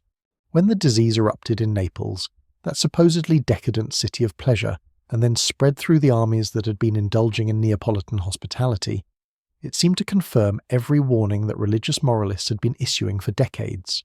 Girolamo Savonarola, that fire and brimstone Dominican friar who was busy turning Florence into a theocracy at roughly the same time the disease was spreading, saw the epidemic as vindication of his preaching. He had been warning the Florentines about divine punishment for their vanity, their luxury, and their moral corruption, and now here was God apparently proving him right. His sermons incorporated the new disease as evidence that judgment was at hand, and his followers took his warnings seriously enough to pile up their mirrors, cosmetics, and immoral books in the famous bonfire of the vanities. The disease became ammunition in a broader cultural war between Renaissance humanism and medieval religiosity, between pleasure and piety, between worldly enjoyment and heavenly preparation. But the theological interpretation created some uncomfortable contradictions that religious authorities mostly chose to ignore. If the disease was divine punishment for sexual sin, why did it affect innocent parties? Wives who had remained faithful but contracted the disease from unfaithful husbands, were they being punished for their husbands' sins? Babies born with congenital infections, what exactly had they done to deserve divine wrath? Physicians and caregivers who contracted the disease while treating patients, was their compassion being punished? These questions were inconvenient for the neat narrative of divine judgment, so they were largely swept under the theological rug with vague invocations of original sin and the mysterious ways of God. The medical profession, such as it was in the 15th century, found itself caught between religious interpretation and empirical observation. Physicians could see clearly that the disease spread through sexual contact, but their theoretical frameworks were based on humoral medicine, not germ theory. They attributed the disease to imbalances in the body's humours, to bad air, to astrological influences, to just about anything except the actual mechanism of bacterial transmission. Some physicians tried to walk a careful line, acknowledging the religious interpretation while also seeking natural explanations that might lead to treatments. Others fully embraced the theological view, seeing their role as helping execute divine judgment rather than curing a disease. The social stigma that attached to the disease was immediate and devastating. Unlike plague, which killed regardless of moral character, or smallpox, which affected children and adults alike without apparent moral selection, This disease seemed to target specific behaviors. To be infected was to be marked not just as sick, but as sinful, and the physical symptoms provided visible evidence of moral failing. The facial disfigurement that characterized advanced stages of the disease meant that victims couldn't hide their condition. Their collapsed noses and scarred faces announced their history to everyone they encountered. It was like wearing a scarlet letter, except the letter was carved into your face by a bacterium. This stigma affected how victims were treated by society at every level. Families might disown infected members to protect their reputation. Businesses might refuse to serve or employ known sufferers. Churches might deny them sacraments or burial in consecrated ground. The isolation that accompanied infection was both physical and social, with victims finding themselves cut off from the communities that might have provided support during their suffering. The disease was socially contagious in a way that went beyond its actual medical transmission. Association with victims could taint one's own reputation, so people kept their distance for social as well as health reasons. Hospitals and charitable institutions faced difficult decisions about whether to care for disease victims. Many religious hospitals, which had been established to care for the sick as an act of Christian charity, excluded victims of this particular disease on moral grounds. The argument went something like this: we're here to care for the sick, but these people brought their sickness upon themselves through sin, so caring for them would be condoning their sin. Other hospitals created separate wards for these patients, isolating them from other sick people as much for moral as medical reasons. The quality of care in these isolation wards was often poor, with patients receiving minimal attention from staff who were reluctant to associate too closely with moral outcasts. Some cities established special hospitals specifically for disease victims, though these institutions were often more like isolation facilities than actual treatment centres. Patients were removed from the general population, given minimal care, and essentially warehoused until they either recovered or died. The conditions in these facilities were frequently terrible, overcrowded, undersupplied, and staffed by people who viewed their patients as deserving of their suffering. Contemporary accounts describe these hospitals as places of despair, where the moaning of the afflicted mingled with the prayers of the dying and the sermons of religious officials who came to remind patients of their sins. The gender dynamics of the moral response were particularly fascinating and infuriating. In an era of profound sexual double standards, men and women infected with the same disease faced radically different social consequences. Men who contracted the disease were certainly stigmatized, but that stigma was often tempered by an understanding that men had sexual needs, and that satisfying those needs, while sinful, was somewhat understandable. Male sexuality was viewed as an overwhelming force that men struggled to control, and while visiting prostitutes was sinful, it was also somewhat expected behavior for young men, soldiers, or travelers away from home. Women, on the other hand, faced a completely different moral calculus. Female sexuality was supposed to be contained within marriage, period. A woman who contracted the disease was assumed to be either a prostitute or an adulteress, regardless of how she had actually become infected. Wives who had been infected by unfaithful husbands found themselves blamed for their condition, with society assuming they must have done something to deserve it. The disease became evidence of female immorality, even when the woman was entirely innocent of any sexual misconduct. This double standard meant that while men might receive some sympathy mixed with their condemnation, women received almost pure condemnation, their suffering viewed as deserved punishment for transgressions they may never have committed. Prostitutes bore the brunt of this gendered response, which was both predictable and deeply unfair. These women, many of whom had been driven to sex work by poverty, desperation, or lack of alternatives, became scapegoats for the entire epidemic. Never mind that they were as much victims as vectors, infected by customers and then passing the infection on to other customers in a cycle they couldn't break without losing their livelihood. Prostitutes were blamed for spreading the disease even though the demand that drove their industry came primarily from men. Cities that had previously tolerated or even regulated prostitution suddenly turned against sex workers with punitive measures. Some expelled all known prostitutes from city limits. Others imposed severe penalties on women caught engaging in sex work. A few cities required prostitutes to undergo humiliating medical inspections and wear distinctive clothing that marked them as diseased. The irony of blaming prostitutes for the disease's spread while ignoring the role of their male customers was apparently lost on most contemporary observers. Or perhaps it wasn't lost on them. Perhaps they simply didn't care because blaming marginalized women was easier than addressing the behavior of more powerful men. The customers who visited prostitutes contracted the disease and then infected their wives or other partners were largely exempt from the kind of public shaming that sex workers faced. Their sexual adventures might be tut-tutted about, but they weren't expelled from cities or forced to wear distinctive clothing. The disease response became an exercise in power dynamics, with the most vulnerable members of society bearing the heaviest burden of blame and punishment. The aristocratic response to the disease was particularly interesting because it revealed the contradictions at the heart of Renaissance society. The European nobility, which prided itself on its superior breeding and moral standing, was just as susceptible to the disease as any common soldier. In fact, aristocrats might have been more susceptible in some ways, because they had the wealth and leisure to pursue sexual adventures and the social protection to do so without facing the immediate consequences that common people might face. But when nobles contracted the disease, the response was often quite different from when commoners were infected. Aristocratic men who contracted the disease could often hide their condition or have it treated discreetly by private physicians who were paid well enough to maintain confidentiality. The symptoms could be attributed to other causes. The skin lesions were rheumatic fever, the bone pain was gout, the mental deterioration was simply the stress of noble responsibilities. Private physicians who served noble families became expert at this kind of discretionary diagnosis, protecting their patrons' reputations while treating their symptoms as best they could. The disease was there, but it was reframed in ways that avoided the moral stigma attached to its actual transmission. Noble women faced a more complicated situation.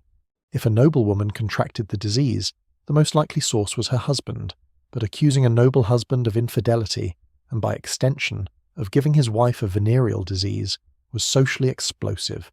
So noble families developed elaborate fictions to explain female infections without acknowledging their actual source. The disease was attributed to miasmas, to bad air, to inheritance from past generations, to anything except the obvious source. Private physicians again played a crucial role, providing alternative diagnoses that preserved family honour, while everyone politely pretended not to know the truth. The court of King Francis II of France provided numerous examples of this aristocratic hypocrisy in action. Francis, who reigned during the height of the epidemic, was notorious for his sexual adventures, and almost certainly contracted the disease himself. His court was famously licentious, with the king setting a tone of sexual liberty that his courtiers eagerly followed. Yet when courtiers developed symptoms that were obviously consistent with the disease, polite court society found ways to explain away those symptoms without acknowledging their true cause. It was a kind of collective delusion maintained by social pressure and the desire to preserve aristocratic dignity. The papal court was another hotbed of contradiction.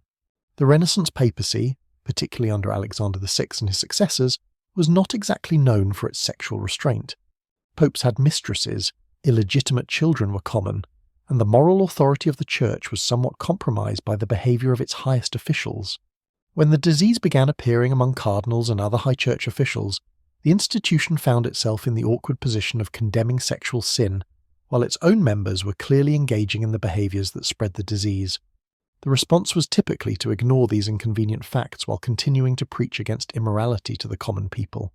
The moral panic extended beyond individual behaviour to larger social concerns about order and stability. The disease was seen as both symptom and cause of social breakdown. It was symptom in that its appearance seemed to confirm that society had become morally corrupt, that sexual license had reached such levels that God had been forced to intervene with visible punishment. It was cause in that the disease threatened to undermine social institutions, weakening military forces, destroying family structures, and creating a population of disabled, disfigured outcasts who couldn't contribute to society in normal ways. Moralists used the disease to argue for stricter social controls.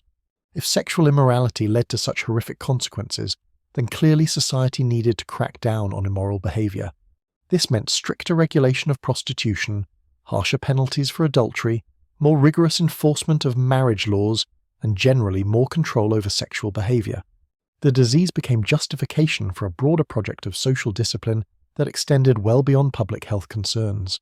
It was an opportunity for authorities to impose controls they had long wanted to implement, using the fear of disease as motivation for compliance. The response to the disease also intersected with other forms of social prejudice in interesting ways. Jews, who had already been subjected to persecution and expulsion in various European countries, found themselves blamed for the disease in some regions. This made no logical sense. The disease had clearly been spread by Christian armies and Christian prostitutes. But logic rarely matters when scapegoats are needed. In some areas, Jews were accused of deliberately spreading the disease as part of imagined conspiracies against Christian society. This accusation led to increased persecution in regions where Jews were still tolerated, adding another layer of suffering to an already marginalized community. The Roma people, similarly marginalized, faced accusations of disease spreading in some areas. Their nomadic lifestyle made them convenient scapegoats, as communities could blame them for bringing the disease and then moving on before consequences caught up with them. Again, this accusation had no basis in epidemiological reality. The disease spread just as efficiently through settled populations as through mobile ones, but it provided communities with external enemies to blame rather than examining their own behaviours. The moral response to the disease also had literary and artistic dimensions. Writers and artists of the period grappled with the disease's implications, often using it as a metaphor for moral corruption or divine judgment. Poems warned of the dangers of sexual sin, using the disease as graphic illustration of those dangers. Plays incorporated diseased characters as moral lessons, their suffering presented as deserved consequence for their transgressions. Visual art sometimes depicted the disease's symptoms with unflinching realism, using horrifying images to reinforce moral messages about the dangers of sinful behaviour. But not all literary responses were straightforwardly moralistic. Some writers, particularly those influenced by Renaissance humanism, took more nuanced approaches. They might acknowledge the disease's connection to sexual behaviour, while also questioning whether the punishment was truly proportionate to the sin. Some writers showed sympathy for victims, recognizing that many had contracted the disease through no particular fault of their own. A few brave souls even criticized the hypocrisy of blaming common people for behaviors that nobles engaged in with impunity. These dissenting voices were minority positions, but they existed, providing some counterbalance to the dominant narrative of divine punishment. The medical profession's response to the moral panic was mixed. Some physicians fully embraced the theological interpretation, seeing disease treatment as secondary to spiritual counseling. They would lecture patients about their sins while applying ineffective treatments, more concerned with souls than bodies. Other physicians tried to maintain a more clinical approach, treating the disease as a medical condition regardless of its moral implications. These physicians faced criticism from religious authorities who saw their non-judgmental approach as condoning sin. The tension between medical and moral responses to the disease would continue for centuries, with physicians gradually winning the argument for treating disease as disease rather than as divine punishment. The moral panic also affected how the disease was studied and understood. Because it was seen as punishment for specific sins, researchers were slow to investigate alternative theories of transmission or origin. The certainty that the disease was divine judgment made inquiry seem almost blasphemous. Why investigate what God had made perfectly clear? This theological certainty may have delayed scientific understanding by discouraging the kind of questioning that leads to medical advances. If you already know the answer, sexual sin, why ask additional questions about causes or transmission mechanisms? The social response to the disease created a feedback loop that probably worsened the epidemic. Stigma drove the disease underground, making people reluctant to seek treatment or acknowledge their condition. This meant that infections went untreated longer, giving more opportunity for transmission. The moral judgment that accompanied diagnosis discouraged people from warning sexual partners about potential exposure.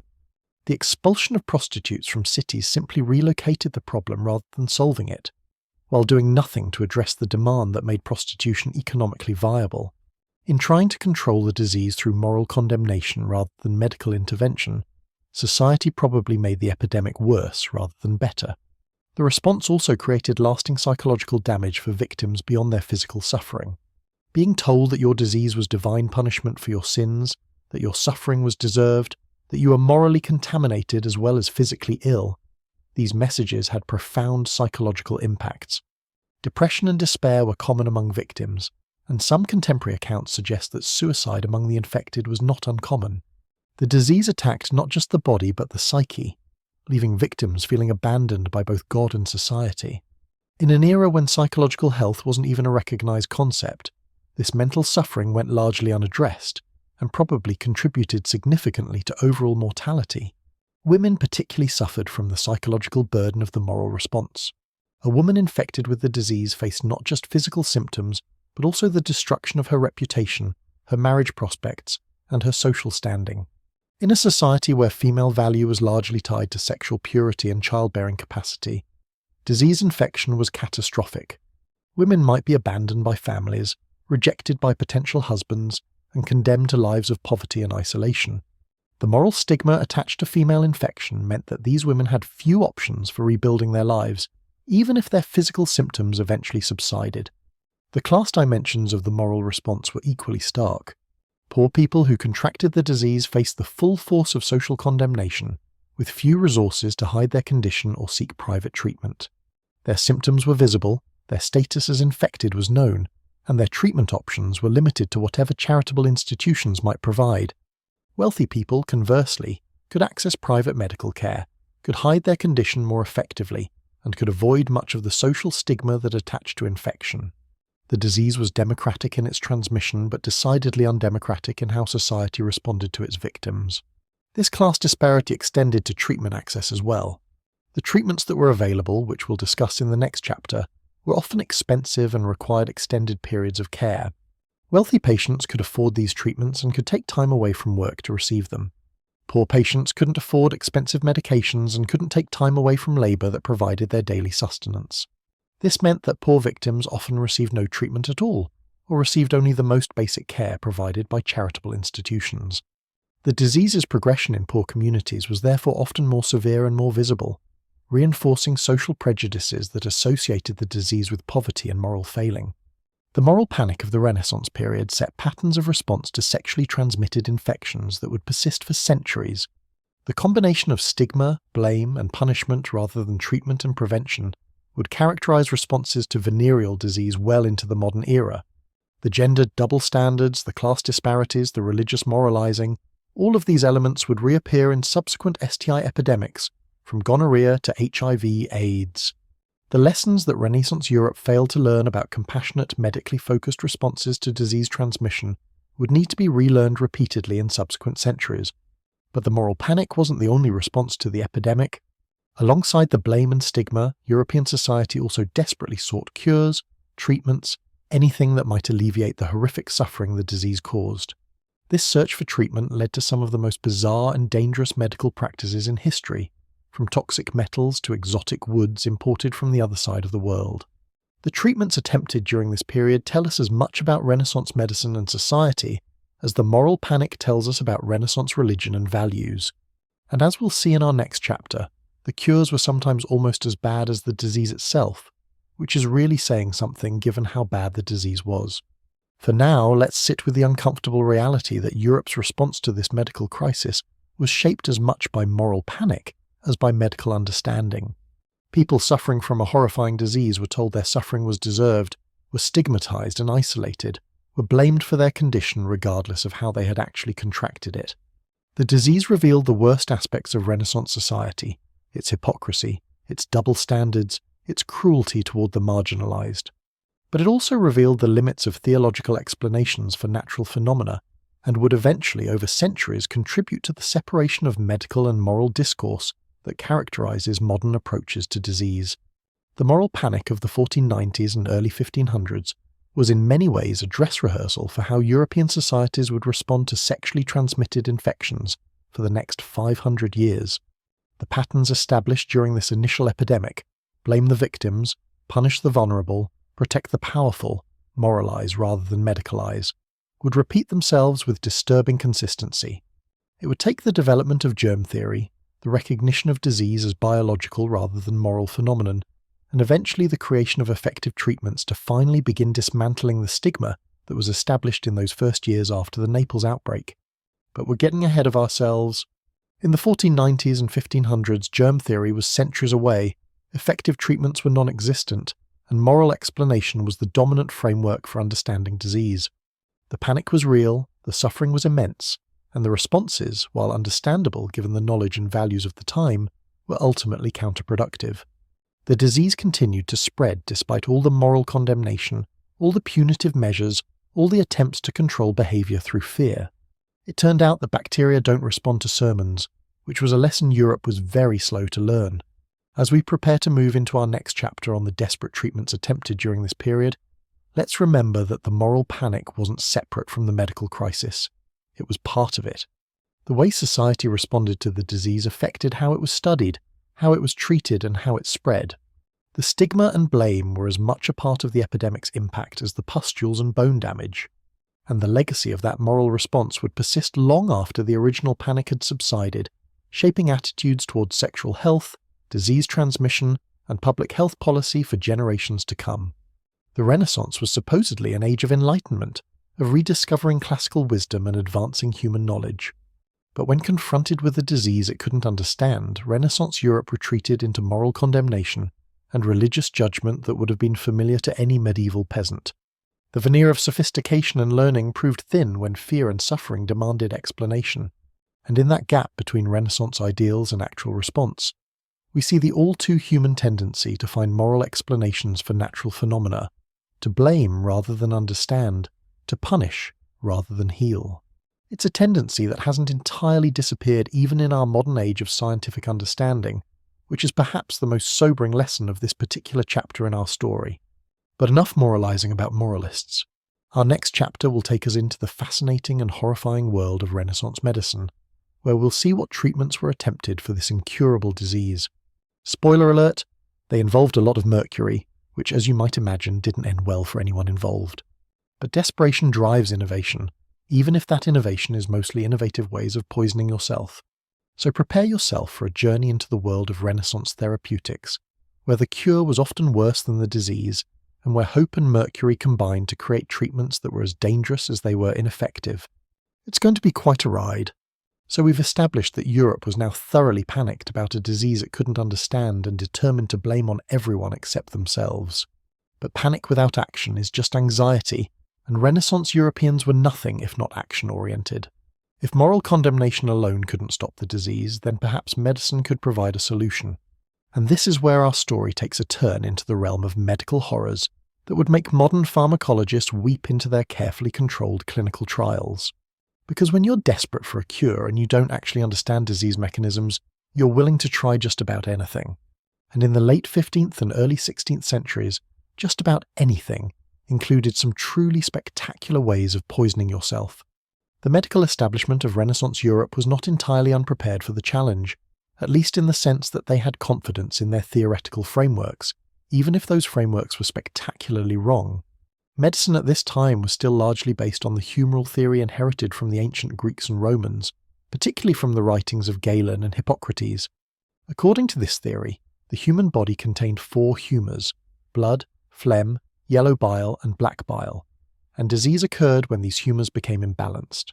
Treatment therefore consisted of rebalancing the humours through various interventions like bloodletting, purging, inducing vomiting, or promoting sweating. The theory was elegant, internally consistent and completely incorrect, which is a rather dangerous combination in medical practice. When this new disease appeared, physicians attempted to fit it into their existing humoral framework. The pustules and skin lesions suggested an excess of corrupt humours that needed to be expelled from the body. The fever indicated an imbalance that was heating the system. The logical treatment, therefore, was to help the body expel these corrupt humours through any available exit point. Sweating seemed like an excellent option. If you could make the patient sweat profusely, perhaps all those bad humours would leave through the pores. Salivation was another possibility. Excessive saliva production would help purge corrupt humours from the body. And what better substance to induce both sweating and salivation than mercury? If you're sensing that this is about to go very badly wrong, your instincts are correct. Mercury had been known to physicians since ancient times. The Greeks called it hydrargyrum, meaning liquid silver, and both Greek and Roman physicians had experimented with its medicinal properties. Arabic physicians had further developed mercury-based treatments, and this knowledge had passed into European medical tradition through translations of Arabic medical texts. Mercury was already being used to treat various skin conditions before the syphilis epidemic, with some practitioners believing it had special properties for healing dermatological problems. So when a disease appeared that featured prominent skin manifestations, mercury seemed like a natural choice for treatment. The problem, of course, is that mercury is horrifically toxic to the human body. It's a neurotoxin that accumulates in tissues and causes a whole cascade of devastating effects. Mercury poisoning causes tremors, mood swings, memory loss, kidney damage, and eventually death.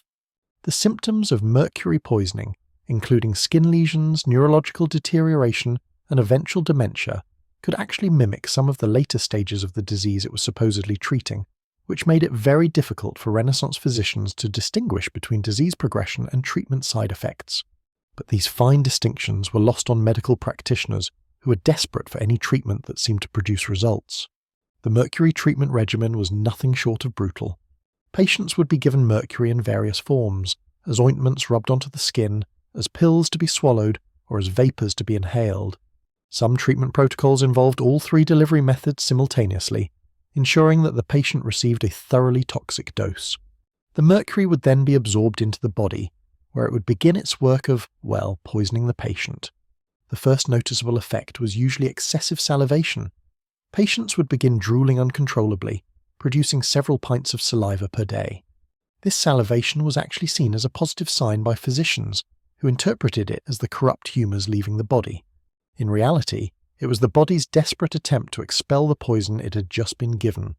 Contemporary medical texts describe the salivation treatment with clinical detachment that masks its true horror. Patients were placed in specially constructed boxes or tents, where mercury vapours could be concentrated around them. They would sit in these mercury chambers for hours at a time, breathing in the toxic fumes while their bodies reacted with increasingly desperate attempts at detoxification. The salivation would begin, and physicians would carefully measure how much saliva was produced, believing that greater volumes indicated more successful treatment. Some treatment protocols called for patients to produce specific quantities of saliva, several litres per day, before the treatment would be considered complete. The side effects of this mercury therapy were immediate and severe.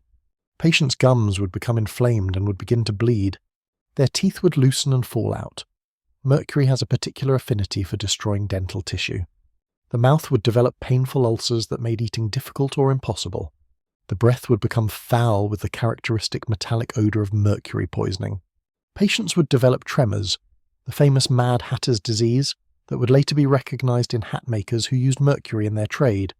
But these symptoms were generally interpreted by physicians as signs that the treatment was working, that the body was successfully expelling its corrupt humours through this violent intervention. The psychological effects of mercury treatment were equally disturbing. Patients would become irritable, confused and paranoid. Memory loss was common. Some patients developed full-blown psychosis, with hallucinations and delusions that terrified both them and their caregivers. These mental symptoms were often attributed to the disease itself rather than to the treatment, since neurosyphilis does cause mental deterioration. This confusion between disease symptoms and treatment side effects meant that mercury therapy persisted for centuries despite causing obvious harm. Physicians couldn't distinguish between the damage done by the pathogen and the damage done by their cure, so they kept administering the cure with misplaced confidence. The physical toll of mercury treatment was staggering. Patients would lose not just teeth but portions of their jawbone. Their kidneys would begin to fail. Their skin would develop new lesions from mercury toxicity, which would then be treated with more mercury in a self-perpetuating cycle of poisoning. Some patients died directly from mercury toxicity rather than from the disease they were supposed to be curing. Others survived the treatment but were left permanently damaged, toothless, trembling, mentally impaired, their bodies ravaged by both disease and cure. And yet the treatment persisted. Why? Partly because of confirmation bias. Physicians saw what they wanted to see. If a patient's symptoms temporarily improved after mercury treatment, this was credited to the mercury's efficacy. If symptoms returned or worsened, this was attributed to the disease's persistence or the patient's moral failing rather than to treatment failure. The natural history of the disease, with its periods of latency and remission, meant that some patients genuinely did improve after treatment, though this improvement would have occurred regardless of whether mercury was administered. But physicians took credit for these natural remissions, believing their toxic treatments were responsible for the improvement. There was also a certain logic to the theory, even if it was wrong. If you believe that disease comes from corrupt humours that need to be expelled, and you give a treatment that makes the body expel fluids copiously through sweating and salivation, it seems like the treatment is working.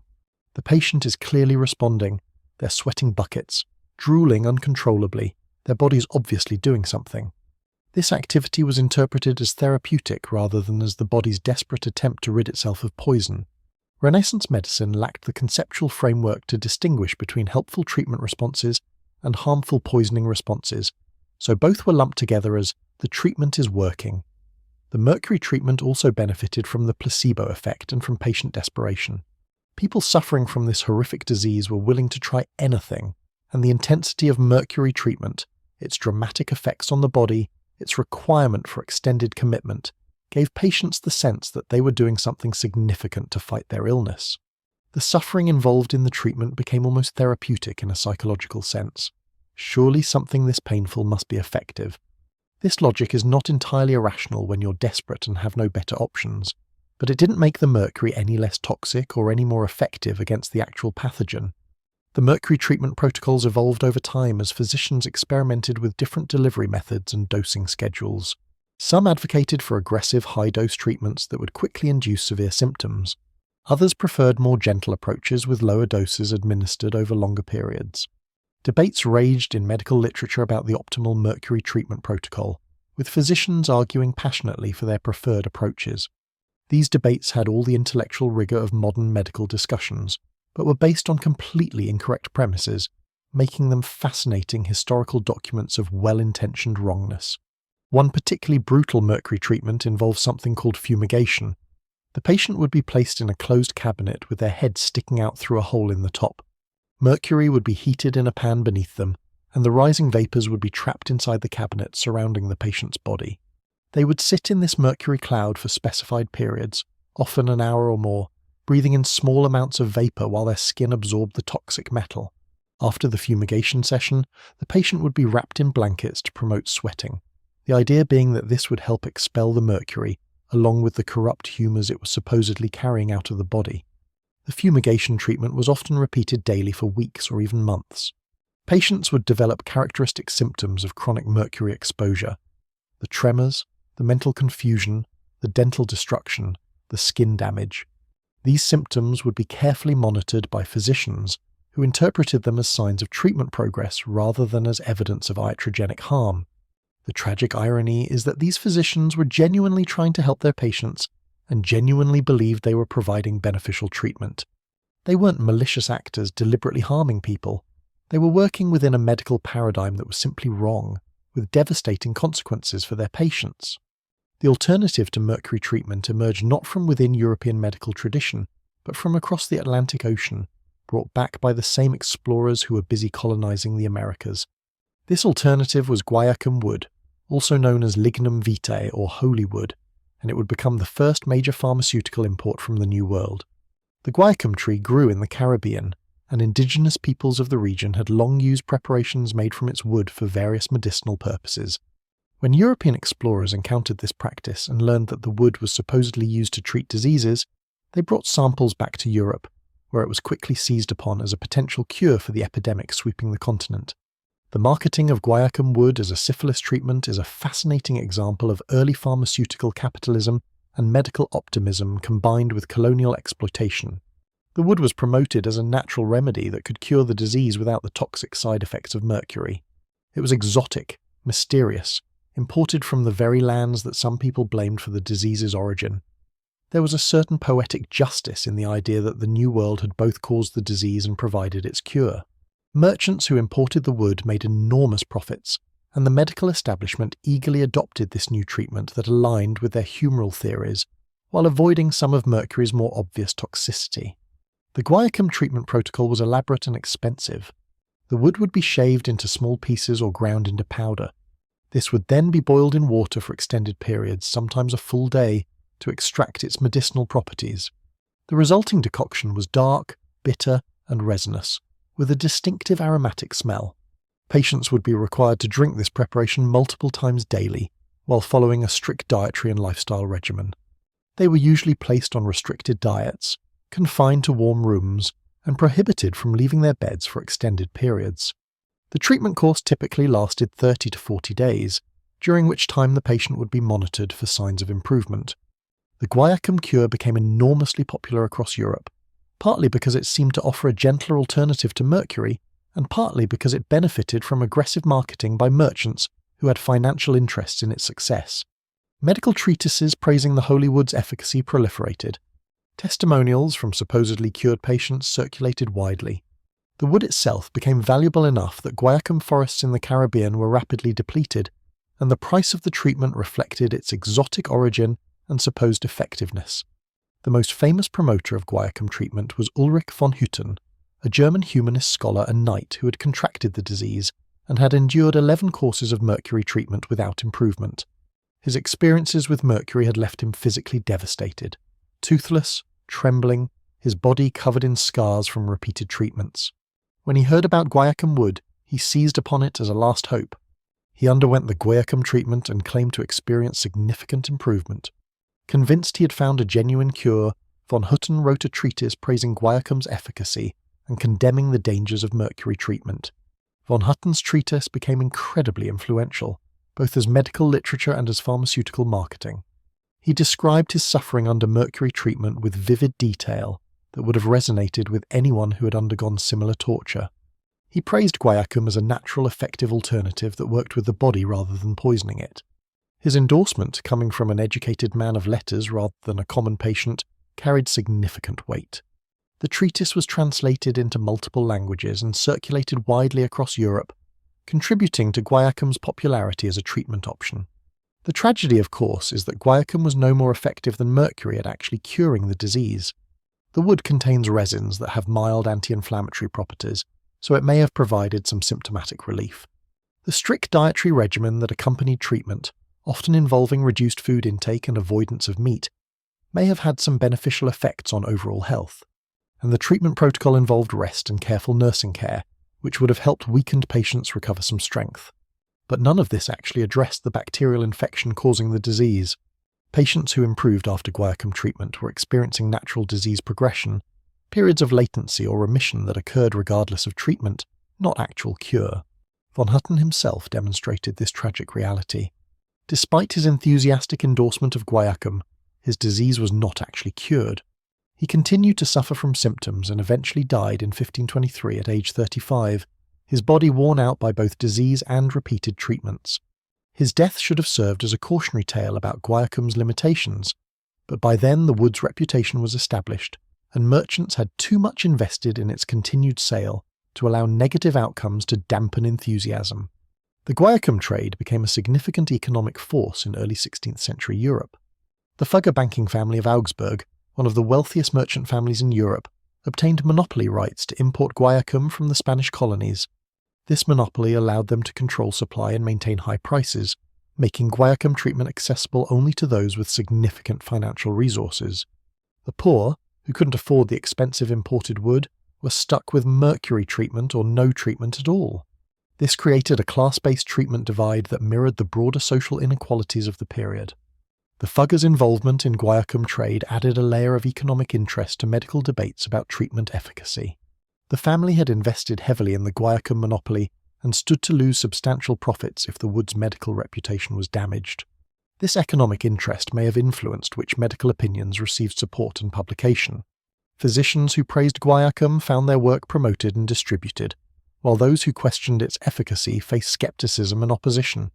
The intersection of commerce and medicine created conflicts of interest that would have been familiar to modern observers of pharmaceutical marketing. Interestingly, the debate between mercury and guaiacum supporters became one of the major medical controversies of the early 16th century.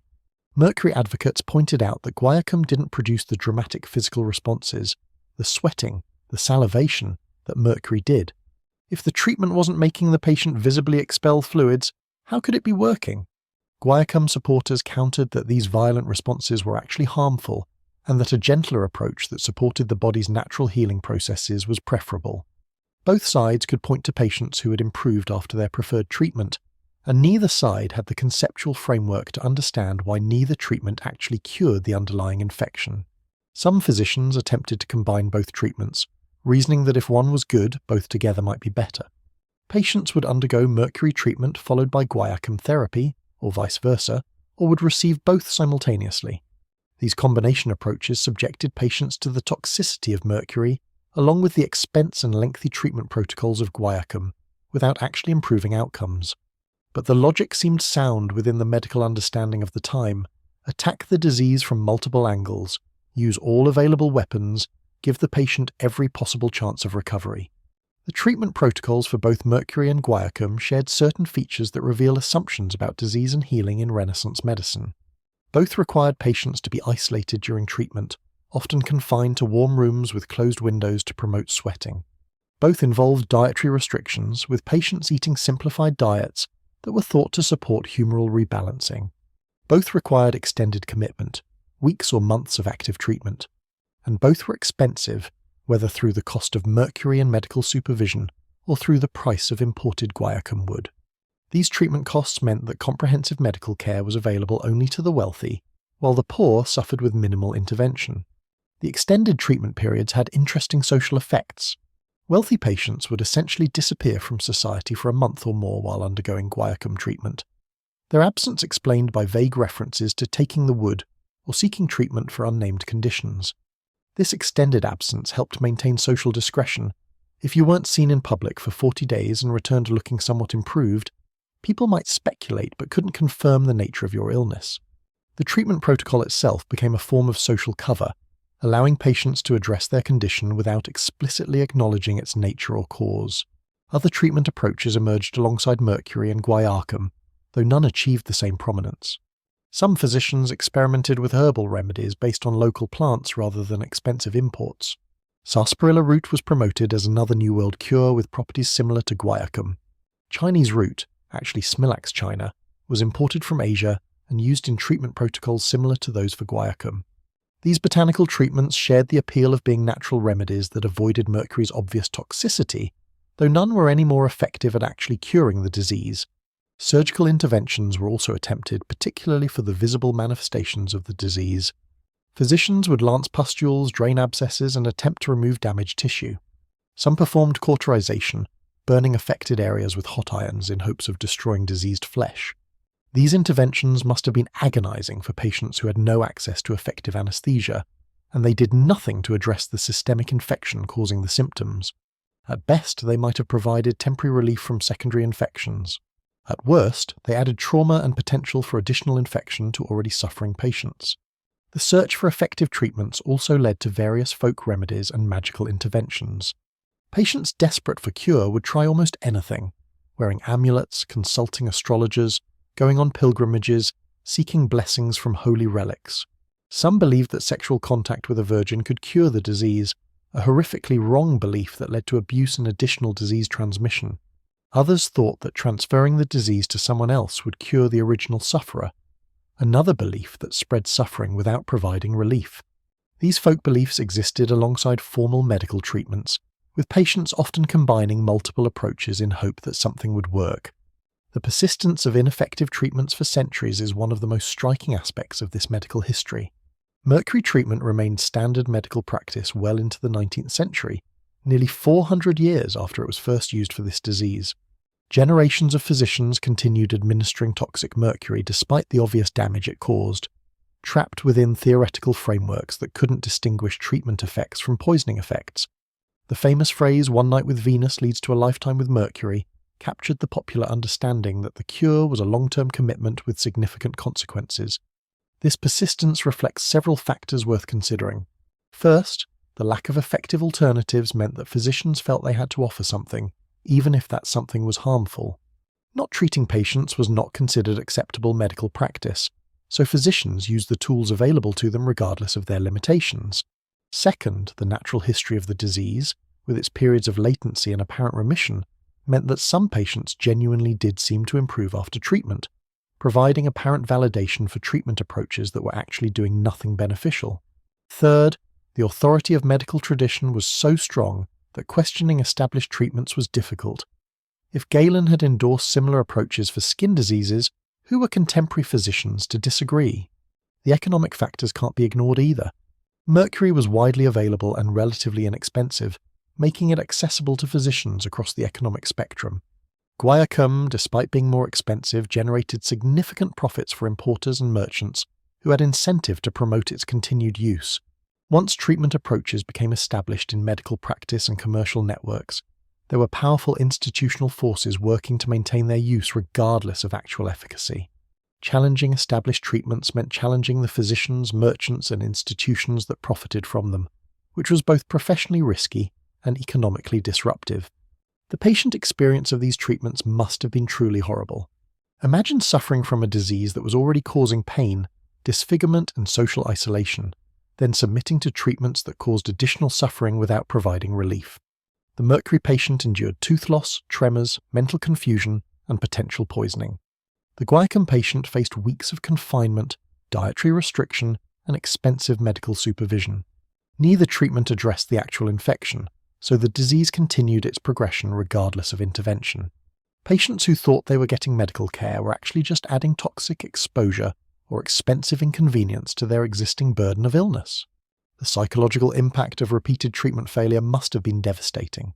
A patient might undergo mercury treatment, experience temporary improvement due to natural disease latency, believe they were cured, then watch in horror as symptoms returned.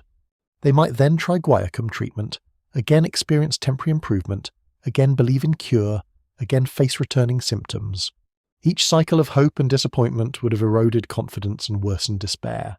Some patients underwent dozens of treatment courses over their lifetimes, their bodies bearing the cumulative damage of repeated toxic exposure, while the underlying disease continued its slow destruction.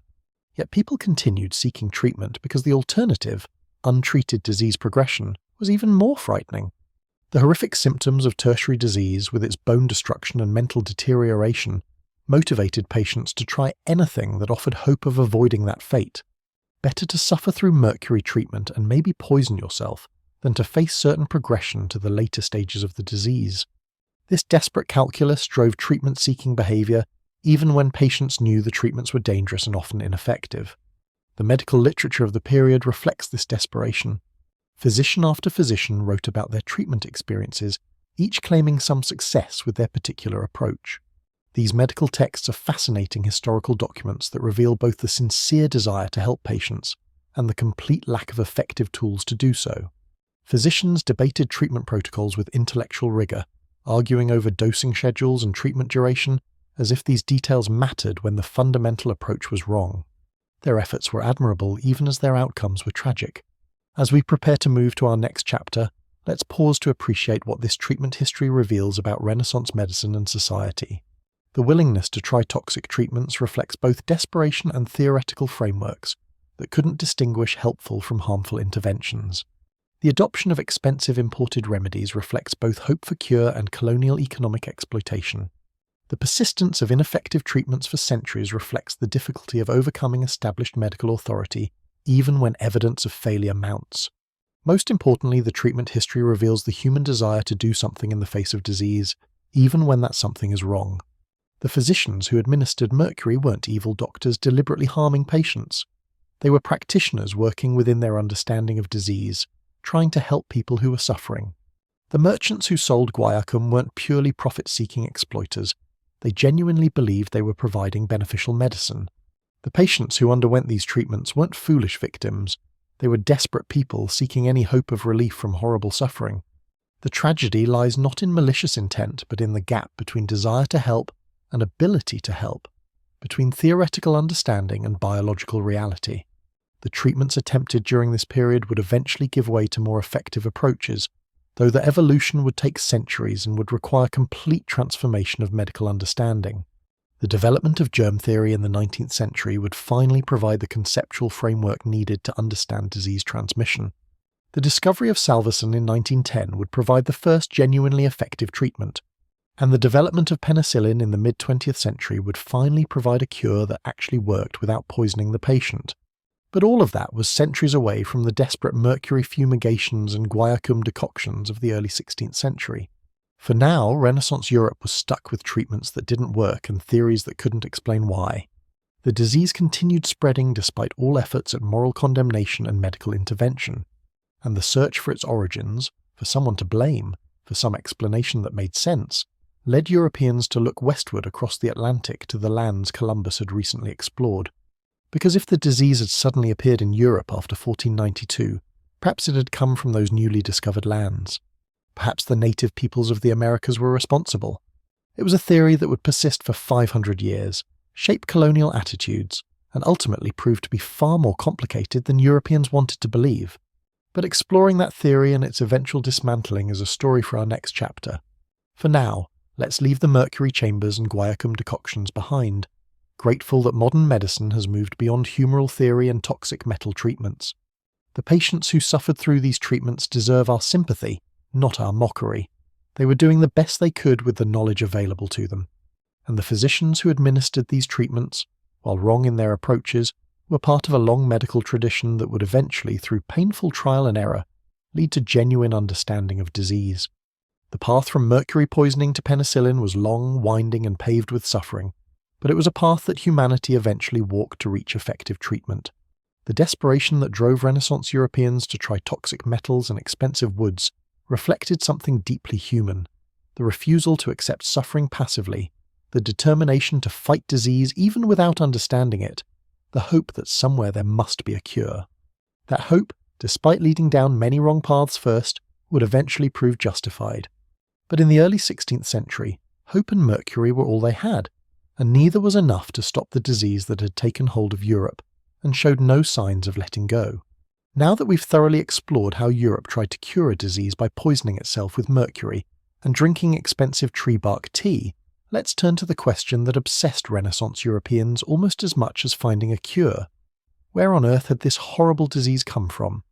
Because if there's one thing humans love more than actually solving problems, it's finding someone else to blame for those problems. And in the late 15th century, with the Americas newly discovered by Europeans and a terrible disease newly ravaging the continent, the temptation to connect these two events proved absolutely irresistible.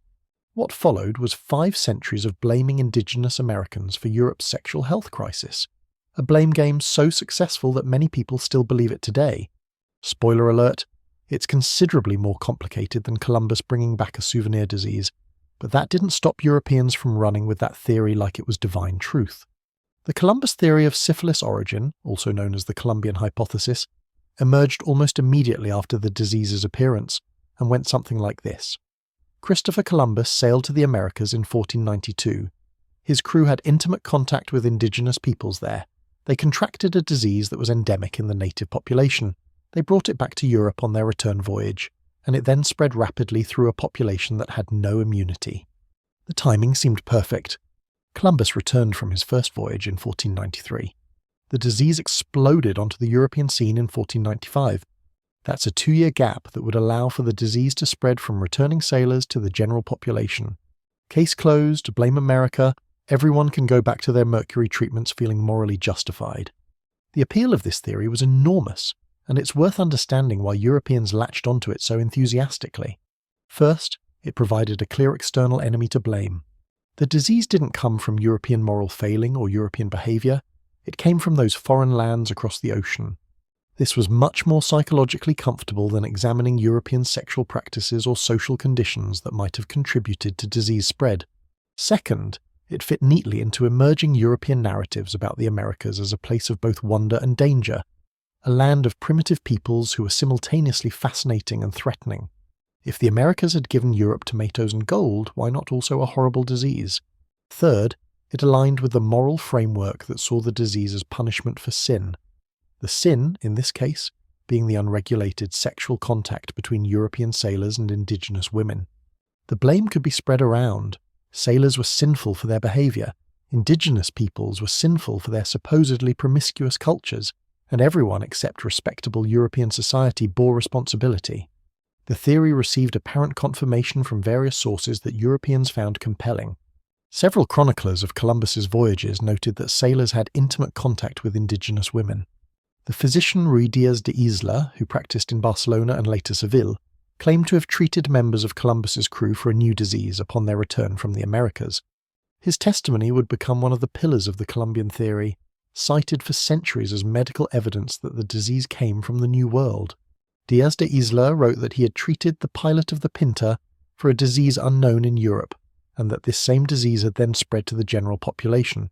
His account seemed like a smoking gun, a contemporary medical professional treating sailors who had just returned from America for exactly the disease that subsequently spread through Europe.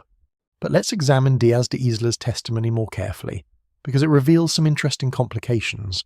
First, he didn't write about his experiences until 1539, nearly 50 years after Columbus's first voyage. Memory is notoriously unreliable over such long periods, and details could easily become confused or embellished.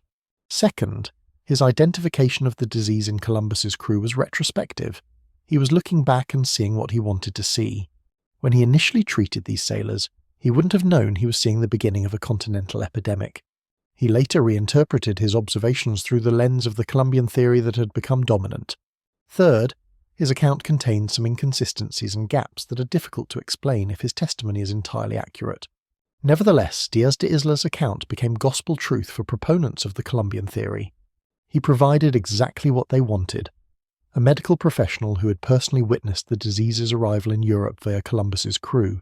His testimony was cited repeatedly in medical treatises, historical accounts, and popular writings. The story became simplified and strengthened with each retelling until it achieved the status of established fact. Columbus brought syphilis from America. A doctor treated his infected crew. The disease spread from there to Naples to all of Europe. Clean, simple, and satisfyingly foreign. Other evidence seemed to support the Columbian hypothesis as well. Various Spanish chroniclers of the early colonial period noted that indigenous Americans seemed to have a disease similar to syphilis, but that it affected them less severely than it affected Europeans. This observation led to the conclusion that the disease was endemic in the Americas, that indigenous peoples had been living with it for so long that they had developed some degree of immunity or tolerance, while Europeans, encountering it for the first time, were devastated by its virulence. The comparison to smallpox was made. Europeans had some immunity to smallpox because they'd lived with it for centuries, while indigenous Americans died in huge numbers when exposed to it. Perhaps syphilis worked the same way, but in reverse. The theory also gained support from the observation that indigenous American populations used guaiacum wood for various medicinal purposes. If the disease came from America and the cure also came from America, that made a certain poetic sense. God, in his wisdom, had placed the remedy in the same lands where the disease originated. This theological interpretation gave the theory additional moral weight and supported the profitable guaiacum trade that was enriching European merchants. The native peoples who were being blamed for causing the disease were also conveniently providing the cure. It was a narrative that worked on multiple levels, even if those levels were built on questionable foundations. The Columbian theory became so dominant that alternative explanations were largely ignored or dismissed. A few scholars suggested that the disease might have existed in Europe before Columbus, but they were minority voices drowned out by the consensus that America was to blame. The evidence they pointed to, scattered references to diseases with similar symptoms in pre-Columbian European texts, skeletal remains that seemed to show characteristic bone damage, was dismissed as misidentified leprosy or other conditions. The Columbian theory had achieved the status of orthodoxy, and challenging orthodoxy requires more than inconvenient evidence. The theory also benefited from the political and cultural needs of the time. European colonial expansion required justification, and portraying indigenous peoples as sources of disease and moral contamination supported colonial projects. If the Americas were dangerous places filled with diseased savages, then European colonization was necessary for both commercial and civilizing purposes. The Columbian theory fit into broader narratives of European superiority and indigenous inferiority that were being constructed to justify conquest and exploitation. Blaming indigenous Americans for syphilis was part of a larger project of cultural othering that made colonial violence seem justified and even necessary. The religious dimension was equally important. If the disease came from the Americas, then it could be seen as divine punishment for the sins of exploration and contact with pagan peoples. God was punishing European sailors for their sexual sins with indigenous women, and that punishment spread to the general population as a warning about the dangers of such contact. This interpretation allowed religious authorities to maintain their narrative of the disease as divine judgment, while shifting the source of contamination away from European society itself. The sin wasn't European sexual behavior in general, it was specifically contact with foreign non-Christian peoples. This framing maintained European moral superiority while acknowledging divine displeasure. The scientific reasoning behind the Columbian theory, such as it was, seemed plausible given Renaissance understanding of disease. The concept of a population developing immunity to endemic diseases through long exposure was understood, if imperfectly. The idea that new diseases could emerge when previously separated populations came into contact made sense, and the timing correlation between Columbus's return and the disease's appearance seemed too perfect to be coincidental. Put together, these elements created a theory that was internally consistent and satisfying, even if it wasn't actually correct. But here's where the theory starts showing serious cracks. Let's consider some of the problems that should have given Renaissance Europeans pause if they'd been willing to examine their preferred narrative critically. First, the disease's rapid spread across Europe doesn't quite fit the timeline of Columbus's return. If infected sailors returned to Spain in 1493 and the disease first appeared in Naples in 1495, how exactly did it spread so quickly across such a distance? The proposed transmission chain involves infected Spanish sailors somehow passing the disease to troops that would eventually serve in Charles VIII's army, but the connections are vague and the timeline is tight. It's possible, certainly, but it requires making several assumptions about specific transmission events that aren't well documented. Second, the claim that the disease appeared suddenly after 1492 isn't quite as solid as proponents suggested. Several pre-Columbian European texts describe diseases with symptoms suspiciously similar to syphilis. Ancient Greek and Roman medical writers mention conditions that could be interpreted as venereal diseases with systemic effects. Medieval European texts described skin conditions and bone problems that might have been syphilitic in nature. These references were dismissed by Columbian theorists as misidentified other diseases, but that dismissal requires assuming that ancient and medieval physicians couldn't recognize the distinctive symptoms that Renaissance physicians found so unmistakable. It's a bit inconsistent. The disease was supposedly so distinctive that it was immediately recognized as new in the 1490s, but somehow earlier physicians who described similar symptoms must have been talking about something else entirely. Third, the idea that indigenous Americans had the disease endemically and had developed tolerance to it doesn't quite fit the evidence that would later emerge. When European syphilis spread to indigenous American populations through colonial contact, those populations were devastated by it, showing no signs of endemic tolerance. If they had been living with the disease for generations, why didn't they have the immunity that the Columbian theory predicted? This inconvenient fact was largely ignored by early theorists, but would later become significant evidence against the theory. Fourth, and perhaps most importantly, the Columbian theory required ignoring evidence of pre-Columbian European syphilis that was literally buried in the ground. Skeletal remains from various European sites showed the characteristic bone lesions associated with syphilis, and some of these remains predated Columbus's voyage. Our friend's skeleton 1216 from Hull is one example, but there were others. These remains were either unknown to Renaissance theorists or dismissed as anomalies, but their existence poses a serious challenge to any theory that claims syphilis arrived in Europe in 1493. The Portuguese physician Dias de Isla's testimony, which seemed so compelling at first glance, becomes more problematic under scrutiny. His claim to have treated Columbus's crew for the disease is difficult to verify. His account was written decades after the supposed events. His medical descriptions, while consistent with syphilis, aren't detailed enough to rule out other diseases that might have produced similar symptoms, and his clear agenda, establishing the American origin of the disease, might have coloured his recollections and interpretations. He wanted the Columbian theory to be true, and witnesses who want specific outcomes aren't always the most reliable sources. The theory also benefited from the limitations of Renaissance historical and scientific methodology, cross-referencing sources, skeptically evaluating testimonies, considering alternative explanations, controlling for biases. These practices weren't as developed as they would become in later centuries. When a theory fit cultural needs, had apparent supporting evidence, and came from authoritative sources, it was accepted without the rigorous examination that modern scholarship would demand.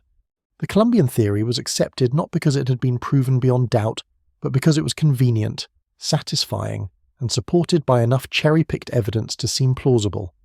The longevity of the Columbian theory is remarkable. For 500 years, it remained the dominant explanation for syphilis's appearance in Europe. Medical textbooks repeated it as established fact. Popular histories presented it as unquestioned truth. The blame placed on indigenous Americans became so ingrained in Western consciousness that challenging it seemed almost heretical. Generations of scholars worked within the Columbian framework, asking questions about how the disease came from America, rather than questioning whether it came from America at all. This longevity reflects the power of entrenched narratives and the difficulty of overturning established historical facts. Once a theory becomes orthodoxy, evidence against it is interpreted through the lens of that orthodoxy, rather than being allowed to challenge it. Pre-Columbian European skeletal evidence must be misidentified leprosy. References to similar diseases in ancient texts must be describing different conditions. Indigenous American devastation by European syphilis must be a new strain. Each piece of contradictory evidence was explained away rather than allowed to question the fundamental theory. The Columbian theory also persisted because it served ongoing cultural and political functions. European colonialism continued for centuries after Columbus, and narratives that portrayed indigenous peoples as dangerous or contaminated continued to serve colonial interests. The theory justified European distrust of native populations and supported policies of separation and control. Even after colonial periods ended, the cultural assumptions underlying the Columbian theory persisted in Western consciousness, influencing how people thought about disease origins and cultural contact. Modern genetics and archaeological evidence would eventually challenge the Columbian theory decisively, but that challenge took centuries to emerge and even longer to gain acceptance. The evidence we discussed earlier, skeleton 1216, the remains from Metaponto, the Pompeii cases, all pointed to pre-Columbian European syphilis, but this evidence had to overcome centuries of entrenched belief. Even today, with substantial evidence against the simple Columbian hypothesis, some people still believe that Columbus brought syphilis from America. The theory achieved such cultural penetration that it survives despite scientific refutation. The true irony of the Columbian theory is that while Europeans were busy blaming indigenous Americans for their epidemic, they were simultaneously bringing devastating diseases to the Americas that would kill millions of indigenous people. Smallpox, measles, typhus, influenza, these European diseases decimated native populations that had no immunity to them. The Columbian exchange, as historians now call it, involved disease transmission in both directions, but the European diseases killed far more people in the Americas than any American disease killed in Europe. So even if syphilis had come from America, which it probably didn't, the disease exchange would still have been devastatingly lopsided in favor of European pathogens. This context makes the European blame of indigenous Americans even more tragically ironic. Europeans were killing millions of Americans with their diseases while complaining about the disease they thought Americans had given them. The lack of self-awareness is staggering but entirely consistent with the colonial mindset of the period. European lives and European suffering mattered. Indigenous lives and indigenous suffering were incidental to the colonial project. A disease that affected European sexuality was worth 5 centuries of blame and medical research. Diseases that killed 90% of some indigenous populations were accepted as unfortunate but inevitable consequences of contact. The persistence of the Columbian theory also reveals something about how humans construct historical narratives. We want clear origins, definite causation, identifiable blame. A disease that emerged gradually from complex bacterial evolution over centuries is less satisfying than a disease that arrived on Columbus's ships with a specific date and identifiable source. The truth is often messier than our narratives would like, but we resist that messiness because clean stories are more psychologically satisfying than complex realities. The physician testimonies that supported the Columbian theory, particularly Diaz de Isla's account, became canonical not because they were rigorously verified, but because they told the story people wanted to hear. Once established as authoritative, these testimonies were repeated and amplified until they achieved the status of fact. The distance between testimony and truth was never adequately examined because examining it would mean questioning a narrative that served too many cultural, political, and psychological needs. As we prepare to move to our next chapter, where we'll examine the archaeological and genetic evidence that dismantles the Columbian theory, let's appreciate the magnitude of what happened. For half a millennium, an entire hemisphere's indigenous population was blamed for a disease they probably didn't cause. This blame fit into broader colonial narratives, supported European sense of superiority, and provided convenient explanation for European suffering. The blame was based on circumstantial evidence, biased testimonies, and cultural assumptions rather than rigorous investigation, and it persisted for centuries because challenging it meant challenging deeply held beliefs about disease, morality, and civilizational hierarchies. The Columbian theory is a cautionary tale about how readily humans accept narratives that confirm their biases and serve their interests. Renaissance Europeans wanted to blame someone else for their epidemic, and indigenous Americans made convenient scapegoats. The evidence that supported this blame was accepted uncritically while contradictory evidence was ignored or explained away.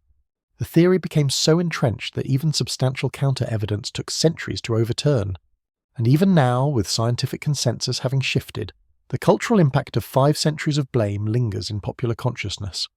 Columbus himself would probably be surprised to learn how central his voyage became to syphilis narratives.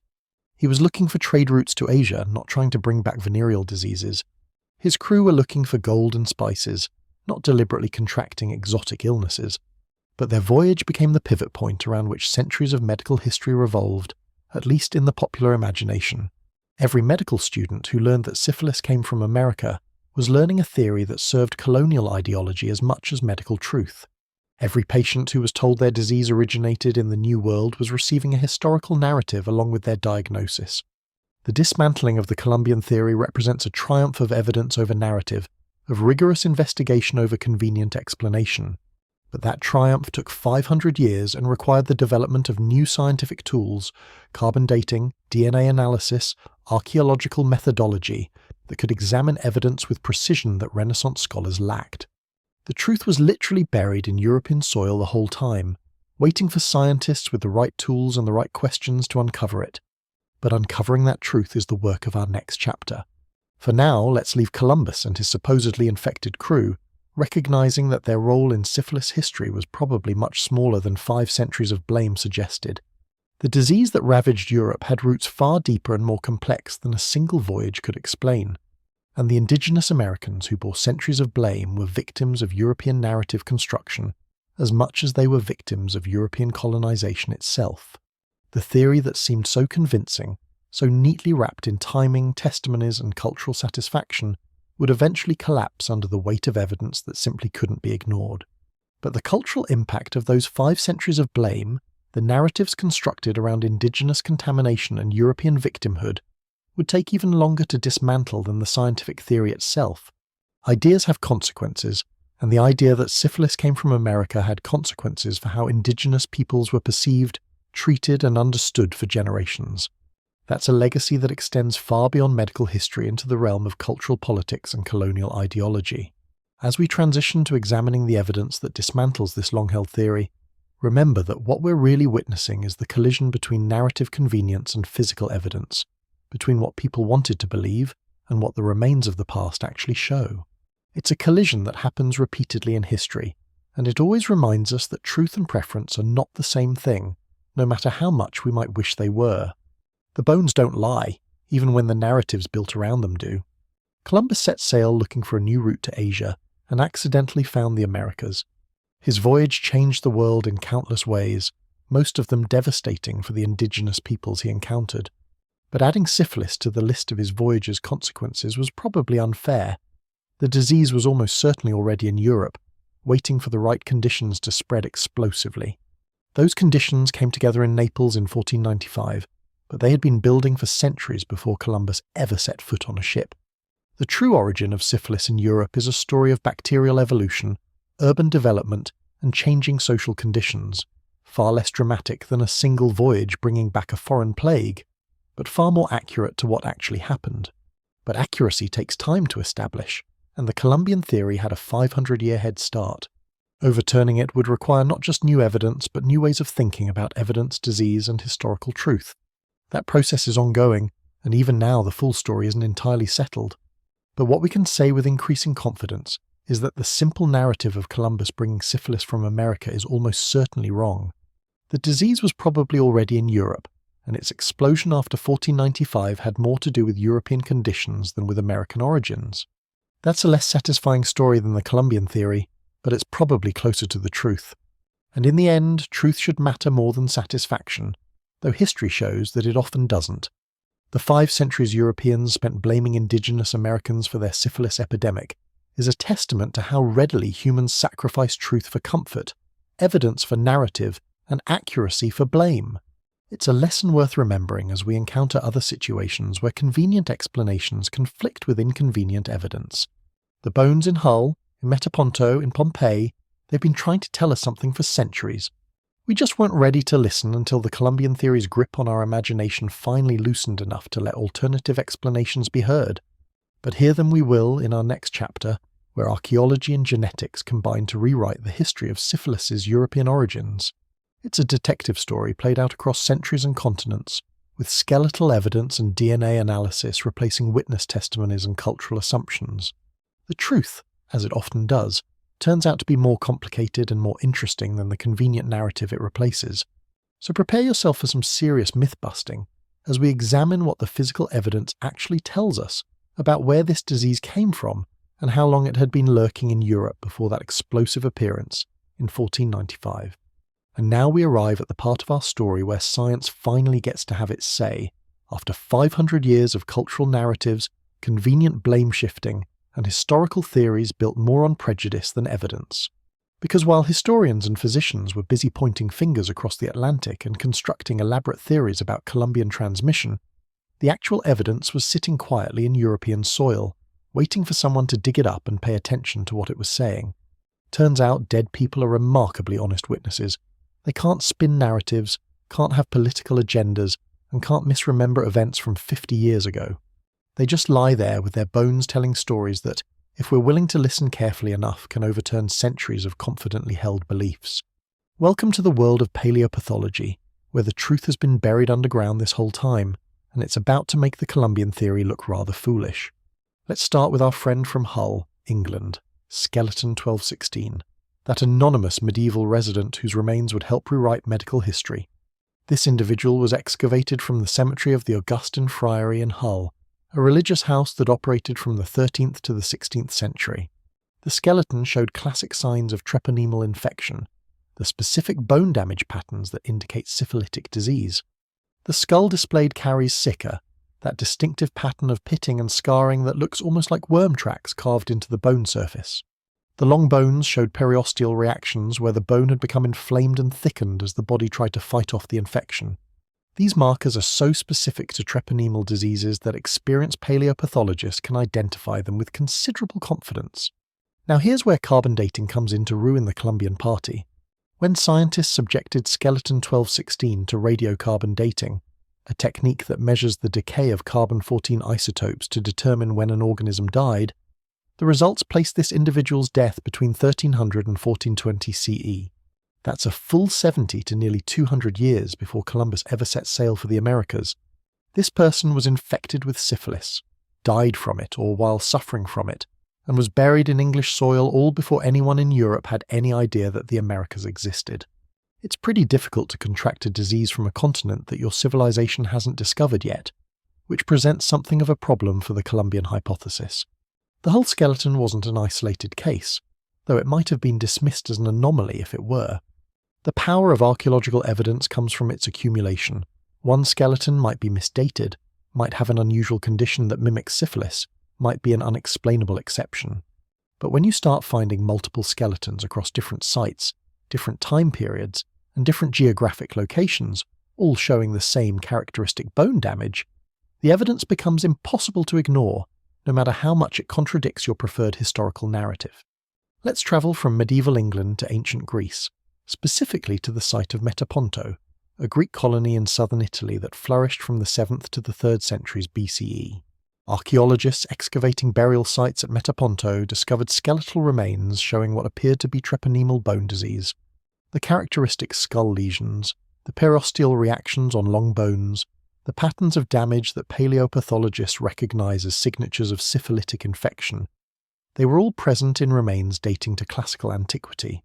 If these diagnoses are correct, and they've been made by trained specialists using established diagnostic criteria, then syphilis wasn't just pre-Columbian in Europe. It was pre-Roman. It was contemporary with Socrates and Plato. It predated Columbus by nearly 2,000 years. The implications of the Metaponto findings are staggering.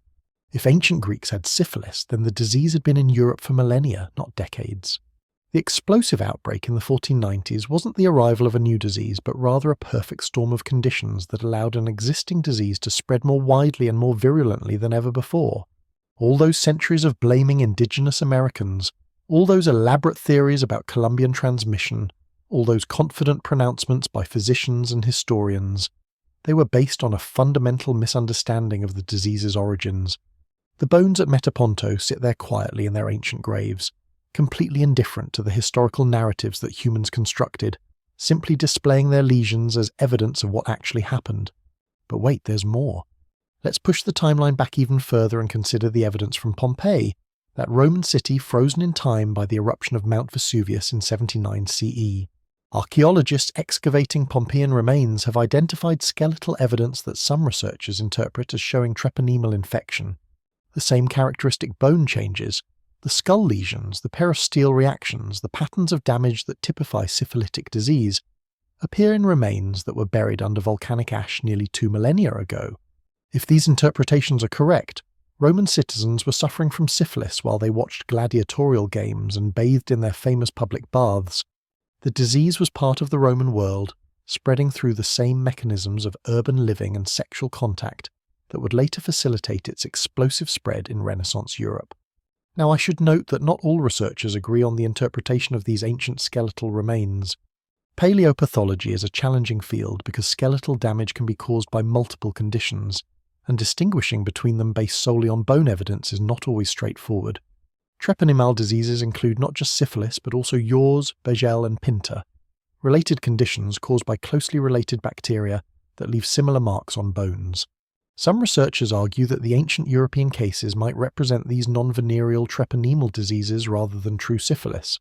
This distinction matters because syphilis is sexually transmitted while yaws and Begel are spread through non-sexual skin contact. The debate about which specific treponemal disease is represented in ancient remains continues to evolve as analytical techniques improve. However, even if we accept the more conservative interpretation that ancient Europeans had yaws or Begel rather than syphilis, the implications are still significant. The presence of treponemal bacteria in ancient Europe means that the Columbian theory can't be entirely correct. The bacteria were already here, already infecting European populations, already leaving their marks on European skeletons. Whether that bacteria then evolved into venereal syphilis within Europe, or was always present in its venereal form, is a question with ongoing debate. But either way, the simple narrative of Columbus importing a completely foreign pathogen collapses under the weight of the skeletal evidence. The Hull skeleton, skeleton 1216, occupies a particularly important position in this evidence chain because its dating falls so close to the Columbian voyages.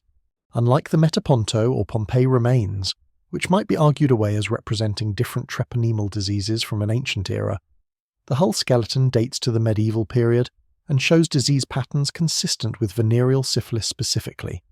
The individual lived and died in 14th or early 15th century England, a time period when European culture, climate, and living conditions were similar to those of the Renaissance. This wasn't ancient history or a different civilization. This was medieval Christian Europe, just a century or two before the explosive outbreak that would be blamed on Columbus. The archaeological evidence from Hull also provides context that strengthens the interpretation. The Augustine Friary, where skeleton 1216 was buried, served the Hull community for centuries, and the cemetery contains remains from various time periods.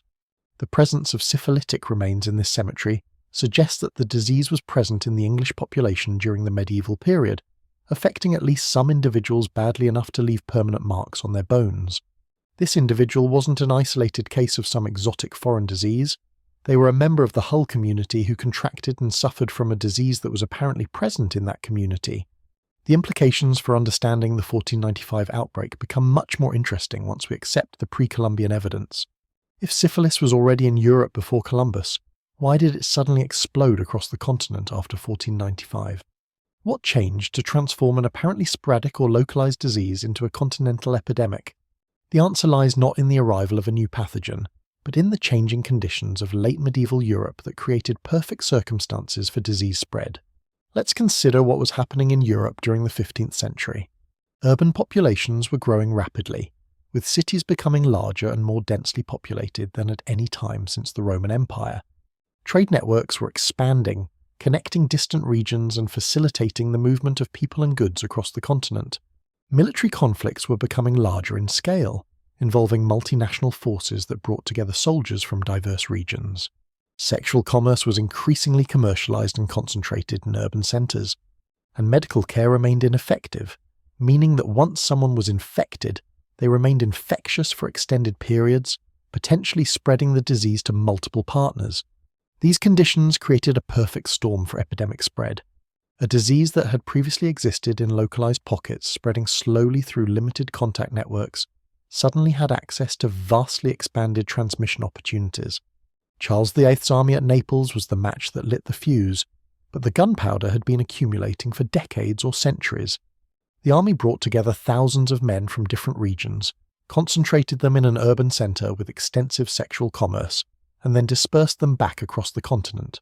The disease, which had been simmering at low levels throughout European populations, suddenly had the transmission pathways it needed to spread explosively. This interpretation makes the archaeological evidence fit perfectly with the historical record. The disease was already present in Europe, the skeletons prove that, but it existed at relatively low levels, perhaps causing sporadic cases that weren't recognized as a distinct disease or were confused with other conditions. The outbreak after 1495 represented not the arrival of something new, but the exponential spread of something old under changed conditions.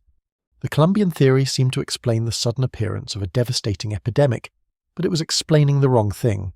The disease wasn't new, its epidemic spread was new. Additional archaeological evidence continues to emerge as paleopathological techniques improve, and more skeletal collections are examined with the specific question of treponemal disease in mind. European burial sites from the medieval period have yielded numerous examples of bones showing possible syphilitic damage.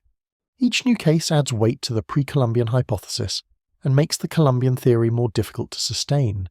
The evidence isn't just from one site or one time period. It's distributed across Europe, from England to Italy to Poland, spanning centuries from classical antiquity through the medieval period. The geographic and temporal distribution of this evidence makes the Columbian theory increasingly untenable. The development of genetic sequencing technology has added another dimension to this archaeological evidence. Scientists can now extract and analyze ancient DNA from skeletal remains, potentially identifying the specific pathogens that infected these individuals thousands of years ago. This technology is still being refined and has limitations. DNA preservation over such long time periods is challenging, and contamination is always a concern. But as these techniques improve, we may eventually be able to definitively identify which specific treponemal bacteria infected ancient European populations, and how those bacteria relate to the strains that caused the Renaissance epidemic. Early genetic studies of treponemal bacteria have suggested that the family of related diseases, syphilis, yaws, begel, and pinta, all descended from common ancestors and spread with human populations as they migrated around the globe. These studies suggest that treponemal bacteria have been human companions for tens of thousands of years, evolving alongside our species and adapting to different transmission routes depending on the societies they infected. The idea that syphilis suddenly appeared in human history in 1493, imported from one hemisphere to another, becomes increasingly difficult to maintain in light of this evolutionary evidence. The resistance to accepting the pre-Columbian evidence is fascinating from a sociology of knowledge perspective. For decades after archaeological evidence began accumulating, many scholars continued to defend the Columbian theory despite mounting contradictions. Papers presenting pre-Columbian European evidence were scrutinized more rigorously than papers supporting the Columbian hypothesis. The bar for accepting evidence against the established theory was set higher than the bar for accepting evidence supporting it. This asymmetry reflects the difficulty of overturning entrenched beliefs, even in scientific communities that pride themselves on following evidence wherever it leads. Part of the resistance came from the sheer weight of tradition. 500 years of confident pronouncements about Columbian origins create a massive intellectual inertia. Textbooks had to be rewritten, lecture materials revised, and long-held beliefs reconsidered. Scholars who had built careers around the Columbian hypothesis were reluctant to admit their foundational assumptions were wrong. The social and professional costs of paradigm shift are real, and they slow the acceptance of new evidence even when that evidence is compelling. Another part of the resistance came from methodological disputes. Critics of the pre-Columbian evidence challenged the accuracy of carbon dating, questioned whether skeletal lesions were correctly identified as syphilitic, and raised alternative diagnoses for the bone damage. These challenges were sometimes legitimate scientific skepticism and sometimes defensive dismissal of inconvenient evidence. Distinguishing between the two required careful attention to the specifics of each case and honest evaluation of whether criticisms were substantive or merely protective of preferred narratives. Skeleton 1216 became particularly important because its evidence was so difficult to dismiss. The carbon dating was done carefully using established protocols. The skeletal lesions were examined by multiple paleopathologists who agreed on the diagnosis. The dating placed the individual clearly before Columbus's voyages, leaving no room for the disease to have been recently imported. The skeleton represented a direct challenge to the Columbian theory that couldn't be easily explained away as misdiagnosis or misdating. It sat there in its hull grave, its lesions speaking a truth that contradicted 5 centuries of historical narrative. The slow acceptance of pre-Columbian European syphilis reveals something important about how historical and scientific knowledge changes. Evidence alone isn't always sufficient to overturn established beliefs, that evidence must be interpreted within theoretical frameworks that are themselves subject to revision. For centuries, any evidence of pre-Columbian European syphilis was interpreted through the lens of the Columbian theory, which meant it was either dismissed or reframed to fit the existing narrative. Only when researchers were willing to consider alternative theoretical frameworks could the evidence be seen for what it actually showed. The archaeological evidence also connects back to our earlier discussions about why the 1495 outbreak was so devastating. If Europeans had some historical exposure to treponemal bacteria, why didn't they have immunity? The answer likely lies in the specific nature of treponemal diseases and the conditions under which immunity develops. Immunity to one treponemal disease can provide some protection against others, but this protection isn't absolute. More importantly, if the disease was present only sporadically before 1495, most Europeans wouldn't have been exposed and wouldn't have developed immunity. The majority of the population remained naive to the infection, which is why it spread so explosively when conditions finally allowed for epidemic transmission. The shifting understanding of syphilis origins has important implications beyond medical history. It changes how we understand the Columbian Exchange, that massive transfer of plants, animals, and diseases between the Old and New Worlds following European contact with the Americas. The standard narrative portrayed this exchange as heavily lopsided, with Europeans receiving foods like potatoes and tomatoes, while sending devastating diseases that killed millions of indigenous Americans. If syphilis isn't added to the list of diseases that travelled from America to Europe, then the exchange becomes even more lopsided, with indigenous peoples bearing an even more disproportionate burden of the biological consequences of contact. This revised understanding also affects how we think about indigenous American agency and victimhood in historical narratives. For 5 centuries, indigenous peoples were cast as sources of disease contamination, as threats to European bodily and moral purity. This characterization supported colonial ideologies that portrayed native peoples as dangerous and contaminating. Removing syphilis from the list of diseases allegedly transmitted from Americas to Europe removes one piece of this colonial narrative, though obviously doesn't address the broader issues of colonial violence and exploitation that characterized European indigenous relations. The evidence from Metaponto, Pompeii, Hull, and other sites represents the dead-speaking truth to historical power. These ancient individuals, through the marks disease left on their bones, provide testimony that contradicts the narratives of the living. They can't be influenced by politics, can't be swayed by cultural biases, can't be motivated by blame-shifting impulses. They simply display what happened to their bodies, and if we have the tools and willingness to interpret those displays correctly, they tell us truths that overturn comfortable lies. Modern paleopathology brings increasingly sophisticated tools to this interpretation. Beyond visual examination of bone lesions, researchers can now use imaging techniques like CT scans to examine bone structure without damaging the remains. They can analyze bone chemistry to determine diet and geographic origin. They can, in some cases, extract ancient DNA to identify specific pathogens. Each new technique adds precision to diagnoses and strengthens confidence in interpretations. The days when skeletal evidence could be dismissed as ambiguous are rapidly disappearing as analytical capabilities improve. The accumulation of evidence supporting pre-Columbian European syphilis has reached the point where the scientific consensus has shifted. Major reviews of the evidence conducted in recent decades have concluded that the simple Columbian hypothesis is no longer tenable. While debates continue about specific details, whether ancient European cases represent true venereal syphilis or related treponemal diseases, exactly when and where venereal transmission became dominant, the broader conclusion that treponemal disease existed in Europe before Columbus is now widely accepted. The Hull skeleton and its counterparts have succeeded in overturning 5 centuries of confident historical narrative. This shift represents a triumph of evidence over prejudice, of careful analysis over convenient explanation, of scientific methodology over cultural narrative. It also demonstrates the importance of maintaining scientific skepticism even toward well-established theories, and being willing to follow evidence even when it contradicts what we thought we knew. The bones in Hull sat quietly for centuries while historians confidently blamed indigenous Americans for European disease. Now those bones have finally had their say, and the historical record must be revised accordingly. As we prepare to move to our next chapter, where we'll examine the bacterial evolution that explains how syphilis transformed from a relatively mild condition to the devastating disease that terrorized Renaissance Europe, let's appreciate what the archaeological evidence has accomplished. It has demolished a 500-year-old theory built on prejudice and convenience. It has vindicated indigenous Americans who bore centuries of undeserved blame. It has revealed that European disease history is far more complex than simple narratives of foreign contamination suggested. and it has demonstrated that the truth, even when buried underground for centuries, eventually emerges if we're willing to look for it with open minds and careful methodology. Skeleton 1216 never knew they would become evidence in a historical debate that wouldn't occur until centuries after their death. They were just a medieval English person who contracted a terrible disease, suffered from it, and eventually died. But their remains, preserved in Hull soil, carried forward testimony that would eventually challenge confident historical narratives and force revision of how we understand disease origins.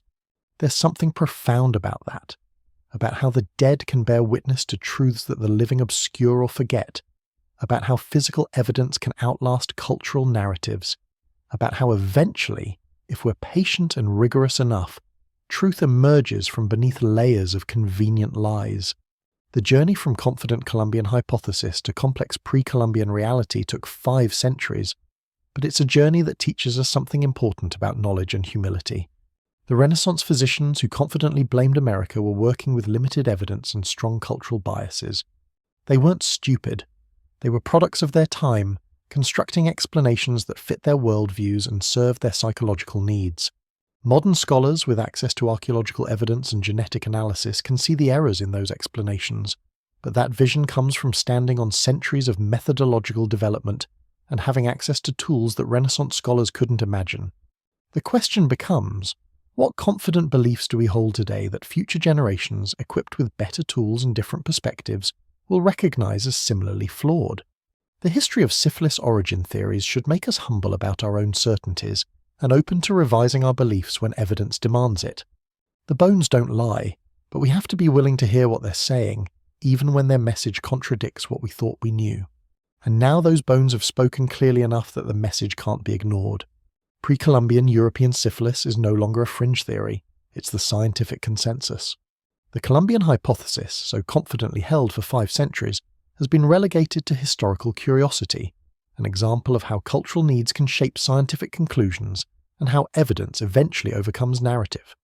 It's a victory for truth, though it came 5 centuries too late for the indigenous Americans who bore the undeserved blame. Better late than never, but definitely later than it should have been. With the mythical Columbian origin demolished, we can now turn to the question that the archaeological evidence raises. If syphilis was already in Europe, what changed to make it so devastating after 1495? The answer lies in the evolution of the bacteria itself, in how a pathogen can transform from one type of disease to another as human societies change around it. That story of bacterial evolution and adaptation is where we'll go next, and it's a story that finally makes sense of both the archaeological evidence and the historical record. The puzzle pieces are finally fitting together, and the picture they reveal is far more interesting than the simple narrative they replace. Now that we've established through archaeological evidence that treponemal bacteria were present in Europe long before Columbus ever set sail, we're left with a rather interesting puzzle. If the bacteria were already here, why did the disease suddenly become so devastating in the 1490s? Why did a pathogen that had apparently been causing sporadic cases for centuries or even millennia suddenly explode into a continental epidemic that terrified everyone who witnessed it? The answer lies in one of the most fascinating aspects of infectious disease biology: bacterial evolution and adaptation. Because here's the thing about pathogens: they're not static entities frozen in time. They evolve, they adapt, they change their behavior based on the environments they encounter. And in late medieval Europe, the environment was changing in ways that would transform a relatively mild childhood skin infection into one of the most feared diseases in human history. Welcome to the world of microbial evolution, where tiny single-celled organisms demonstrate a remarkable ability to exploit every opportunity we inadvertently give them. To understand this transformation, we need to start with the Treponema family of bacteria, a group of spiral-shaped microorganisms that have been humanity's unwelcome companions for tens of thousands of years. The treponemes are ancient pathogens that likely evolved alongside early human populations, adapting to our species as we spread across the globe. They're clever little organisms in the evolutionary sense, not intelligent, obviously, but remarkably effective at finding ways to survive and reproduce within human populations. And like many successful pathogens, they exist in multiple forms, each adapted to different transmission routes and different human social conditions.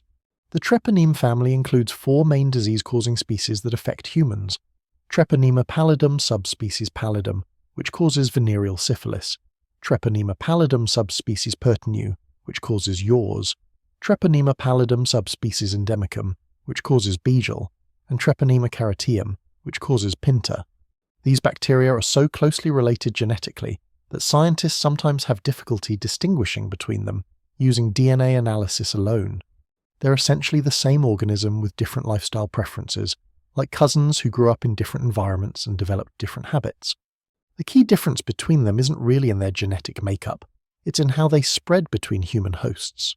Yaws, pinta, and beigel are all spread through casual skin-to-skin contact, and typically infect children in communities where these conditions are common.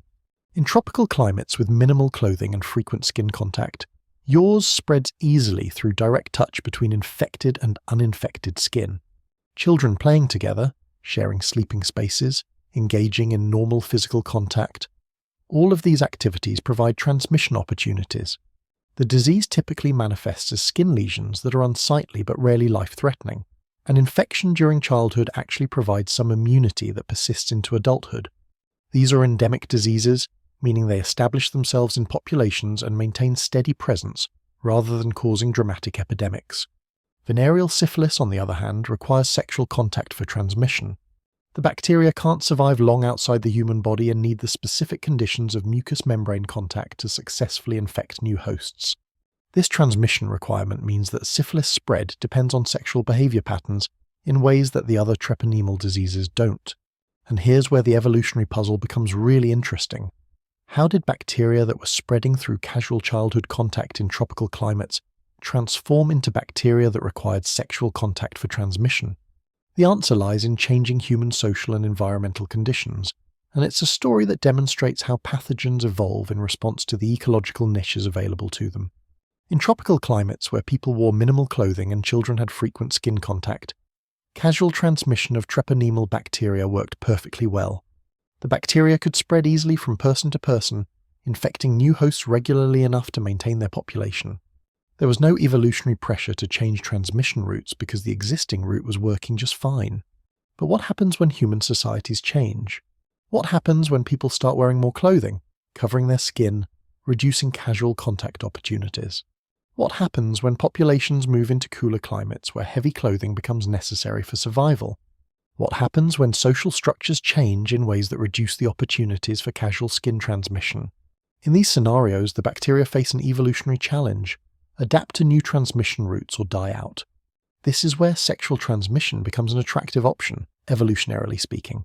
Sexual contact involves extensive skin-to-skin and mucous membrane contact regardless of climate, clothing, or social customs.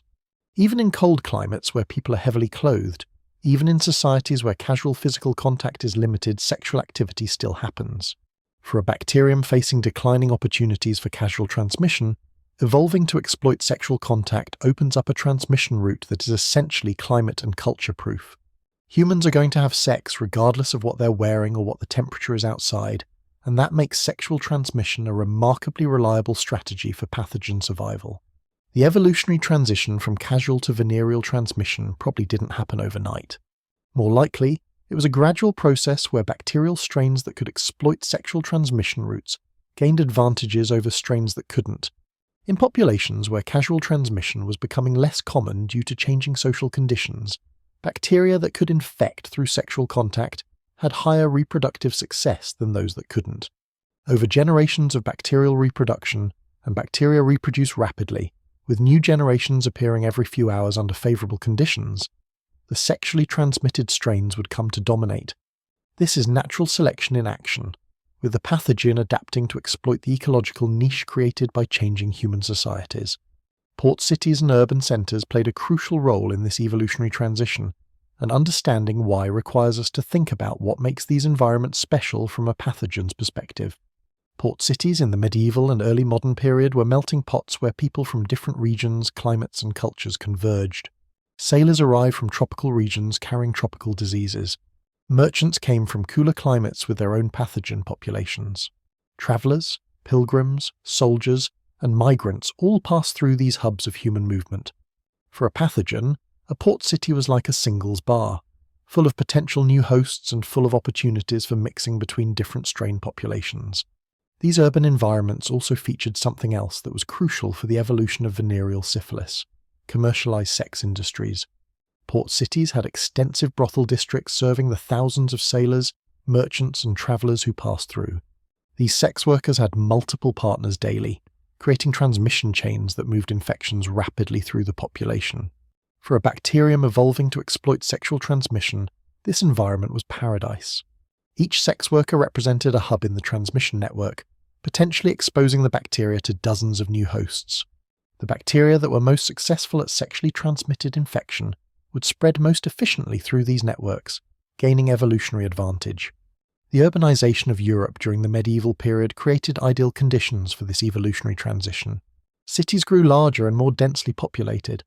Trade networks expanded, connecting distant regions and moving people and pathogens across vast distances. The sex industry became increasingly commercialized, with organized brothel systems in major cities. Clothing became more elaborate, especially among urban populations, reducing opportunities for casual skin transmission, while sexual contact remained frequent. All of these factors pushed toward the evolution of sexually transmitted variants of treponemal bacteria. Let's trace a hypothetical evolutionary pathway to see how this might have worked. Imagine a treponemal strain circulating in a tropical region, spreading through casual contact among children as yours typically does. Some members of this population move to a port city, bringing the bacteria with them. In the port city, children are wearing more clothing than in tropical villages.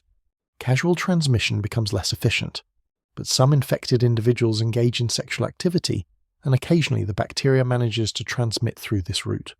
The bacteria that successfully exploit sexual transmission gain reproductive advantage. They spread to new hosts while their cousins that rely on casual transmission struggle. Over generations of selection, the sexually transmitted lineage becomes dominant in the urban population. The bacteria adapt further to their new transmission route. They become better at surviving on mucous membranes.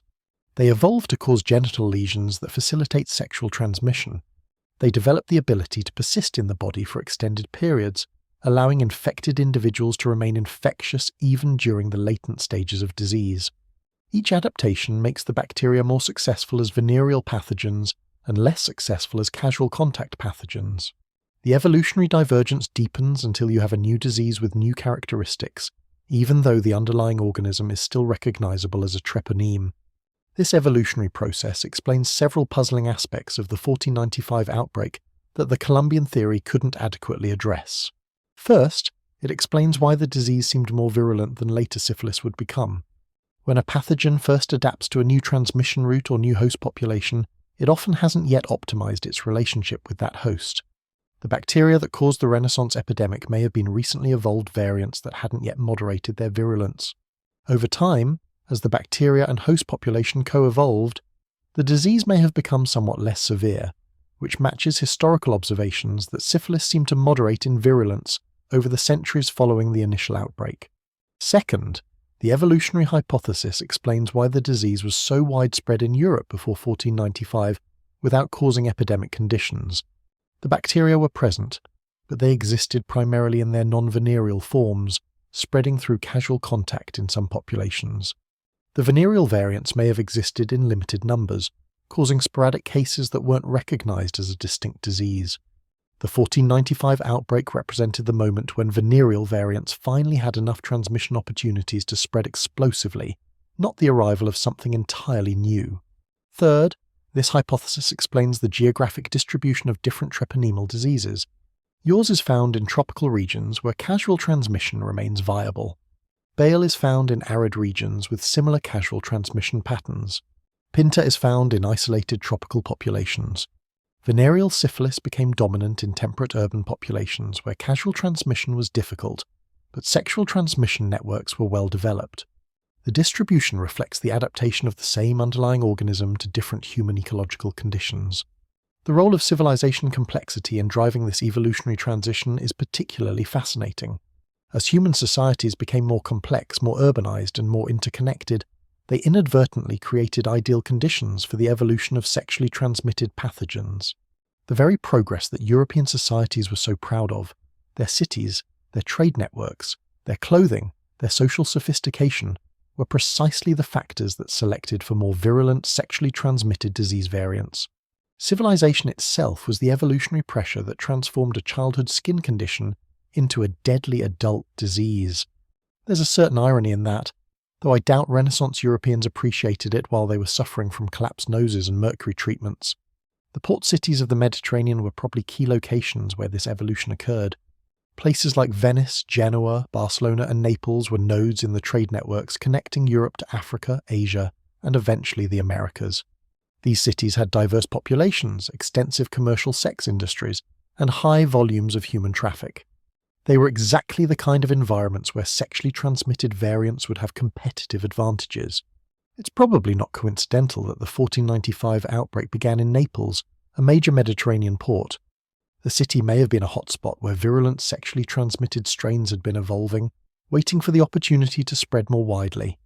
The timing of Charles VIII's army arriving in Naples may have been the catalyst that finally allowed these evolved strains to break out of their Mediterranean niche. The army provided a massive concentration of sexually active men who then dispersed across the continent. The bacteria, which had been evolving and perhaps increasing in virulence in the port city environment, suddenly had access to transmission networks spanning all of Europe. The combination of evolved pathogen and expanded transmission opportunity created the perfect conditions for explosive epidemic spread. This evolutionary framework also helps explain why modern genetic analysis of treponeme bacteria shows such close relationships between the different treponemal diseases. They're not just similar, they're virtually identical at the genetic level, with only tiny differences distinguishing syphilis from yours. These small genetic differences correspond to the different transmission routes and disease manifestations, representing the specific adaptations that allowed each variant to exploit its particular ecological niche. The bacteria didn't cross oceans, they evolved in place, adapting to local conditions and available transmission routes.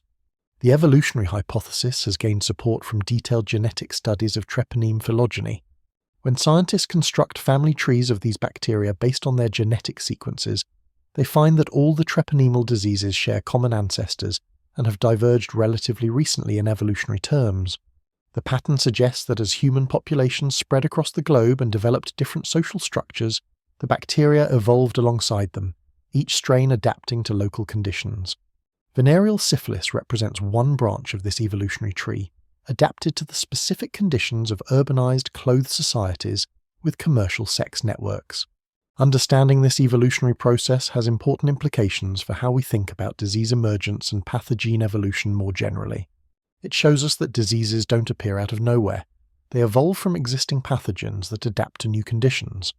It demonstrates that human social and environmental changes can drive pathogen evolution in ways we might not anticipate. And it reminds us that our behaviors and social structures create ecological niches that pathogens will inevitably exploit. The emergence of venereal syphilis wasn't an accident or divine punishment. It was a predictable consequence of pathogen evolution, responding to the opportunities created by human civilization. The lesson extends beyond syphilis to other diseases that have emerged as human societies have changed. As we've created new environments, dense cities, global travel networks, intensive animal farming, we've created new opportunities for pathogens to evolve and spread. Each change in human behavior potentially opens new ecological niches for infectious agents. The emergence of HIV, the evolution of antibiotic-resistant bacteria, the periodic appearance of pandemic influenza strains. All of these can be understood through the same evolutionary lens that explains syphilis's transformation from childhood skin disease to venereal terror. The Renaissance Europeans who suffered through the 1495 epidemic and its aftermath couldn't have understood their disease in these evolutionary terms. They lacked the conceptual framework of natural selection, the knowledge of microbiology, and the genetic tools that allow us to trace pathogen evolution.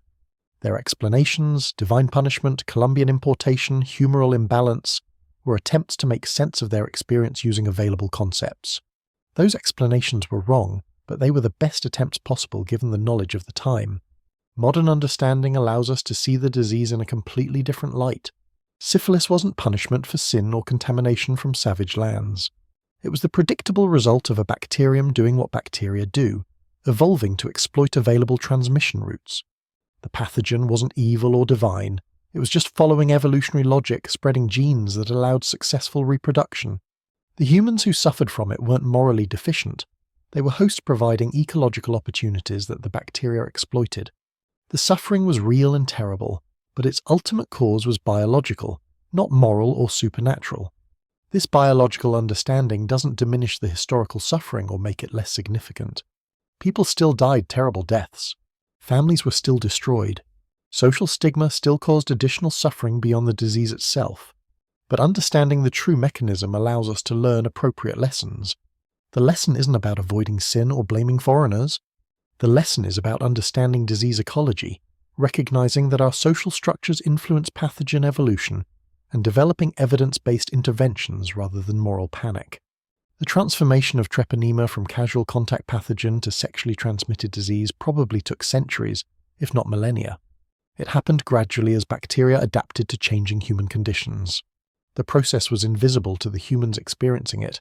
They just saw disease appearing in their communities without understanding the evolutionary dynamics driving its emergence. Only with modern scientific tools can we reconstruct this process and understand how changing human societies created the conditions for new disease variants to evolve.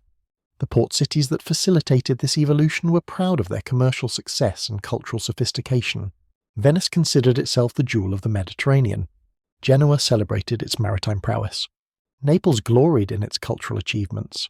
None of these cities realized they were also serving as evolutionary laboratories, where pathogens were adapting to exploit the very conditions that made the cities successful. The trade networks that brought wealth also brought disease opportunities. The commercial sex industries that served travelers also served as pathogen amplification systems. The clothing and social customs that marked urban sophistication also selected for sexually transmitted disease variants. Civilization, it turns out, has costs that aren't always apparent until they emerge in the form of novel diseases. The evolutionary transition from yaws-like disease to venereal syphilis represents a case study in how pathogens and hosts co-evolve. As humans changed their societies, the bacteria changed their strategies. As bacteria became more virulent, humans developed cultural responses like moral panic and mercury treatment. The dance between pathogen and host played out over centuries, each partner responding to the other's moves without either truly understanding the dynamics of the relationship. We're still learning those dynamics today, trying to anticipate how pathogens will evolve in response to our interventions like antibiotics and vaccines. The story of syphilis's evolution also highlights the importance of looking at disease from an ecological perspective rather than a purely medical one. The disease didn't just affect individual bodies, it operated within social systems, economic networks, and cultural contexts that shaped its spread and evolution. Understanding the disease requires understanding the broader environment in which it emerged, including factors like urbanization, trade patterns, sexual commerce, clothing customs, and social organization. Medicine that ignores these broader contexts misses crucial aspects of disease dynamics. As we prepare to move to our final chapter, where we'll examine the tragic irony of how European syphilis eventually devastated the indigenous American populations that Europeans had blamed for the disease's origin, let's appreciate what this evolutionary story reveals.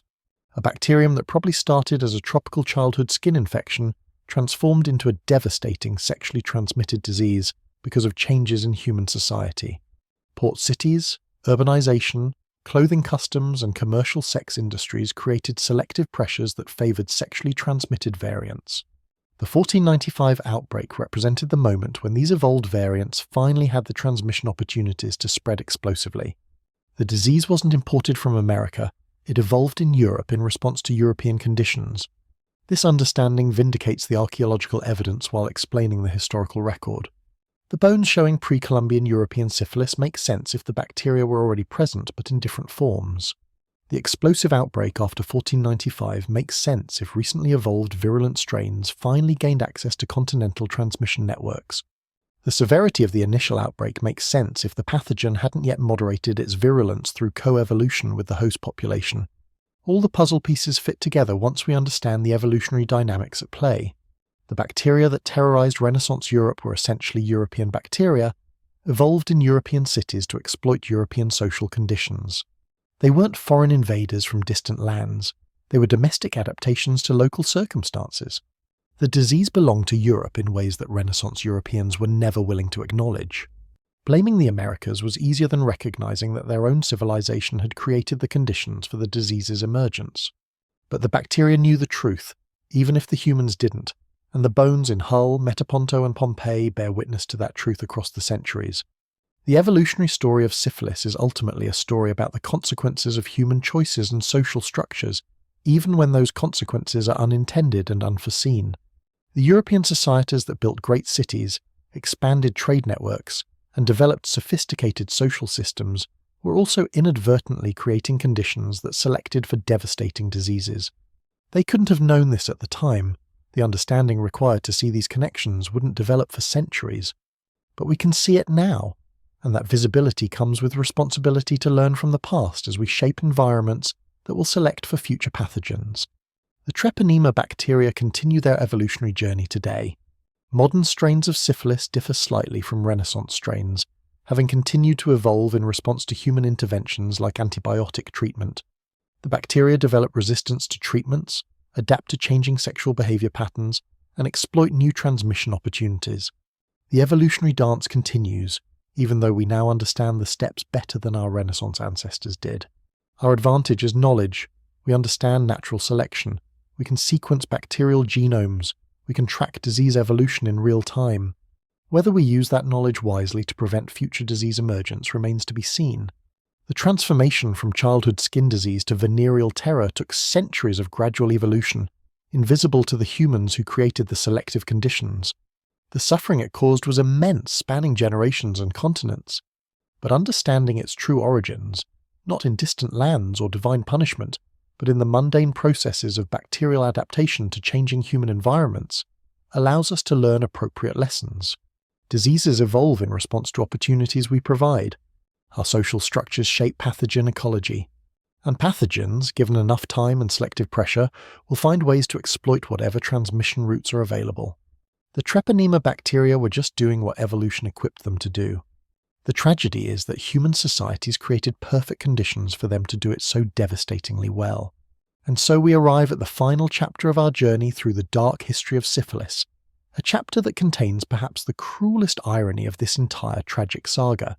For 500 years, Europeans confidently blamed indigenous Americans for bringing this horrible disease to their continent.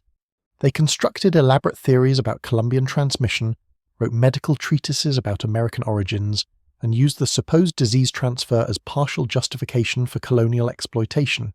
These savages gave us syphilis, went the narrative, conveniently ignoring all the diseases Europeans were simultaneously giving to the Americas. But here's where history delivers its most bitter twist.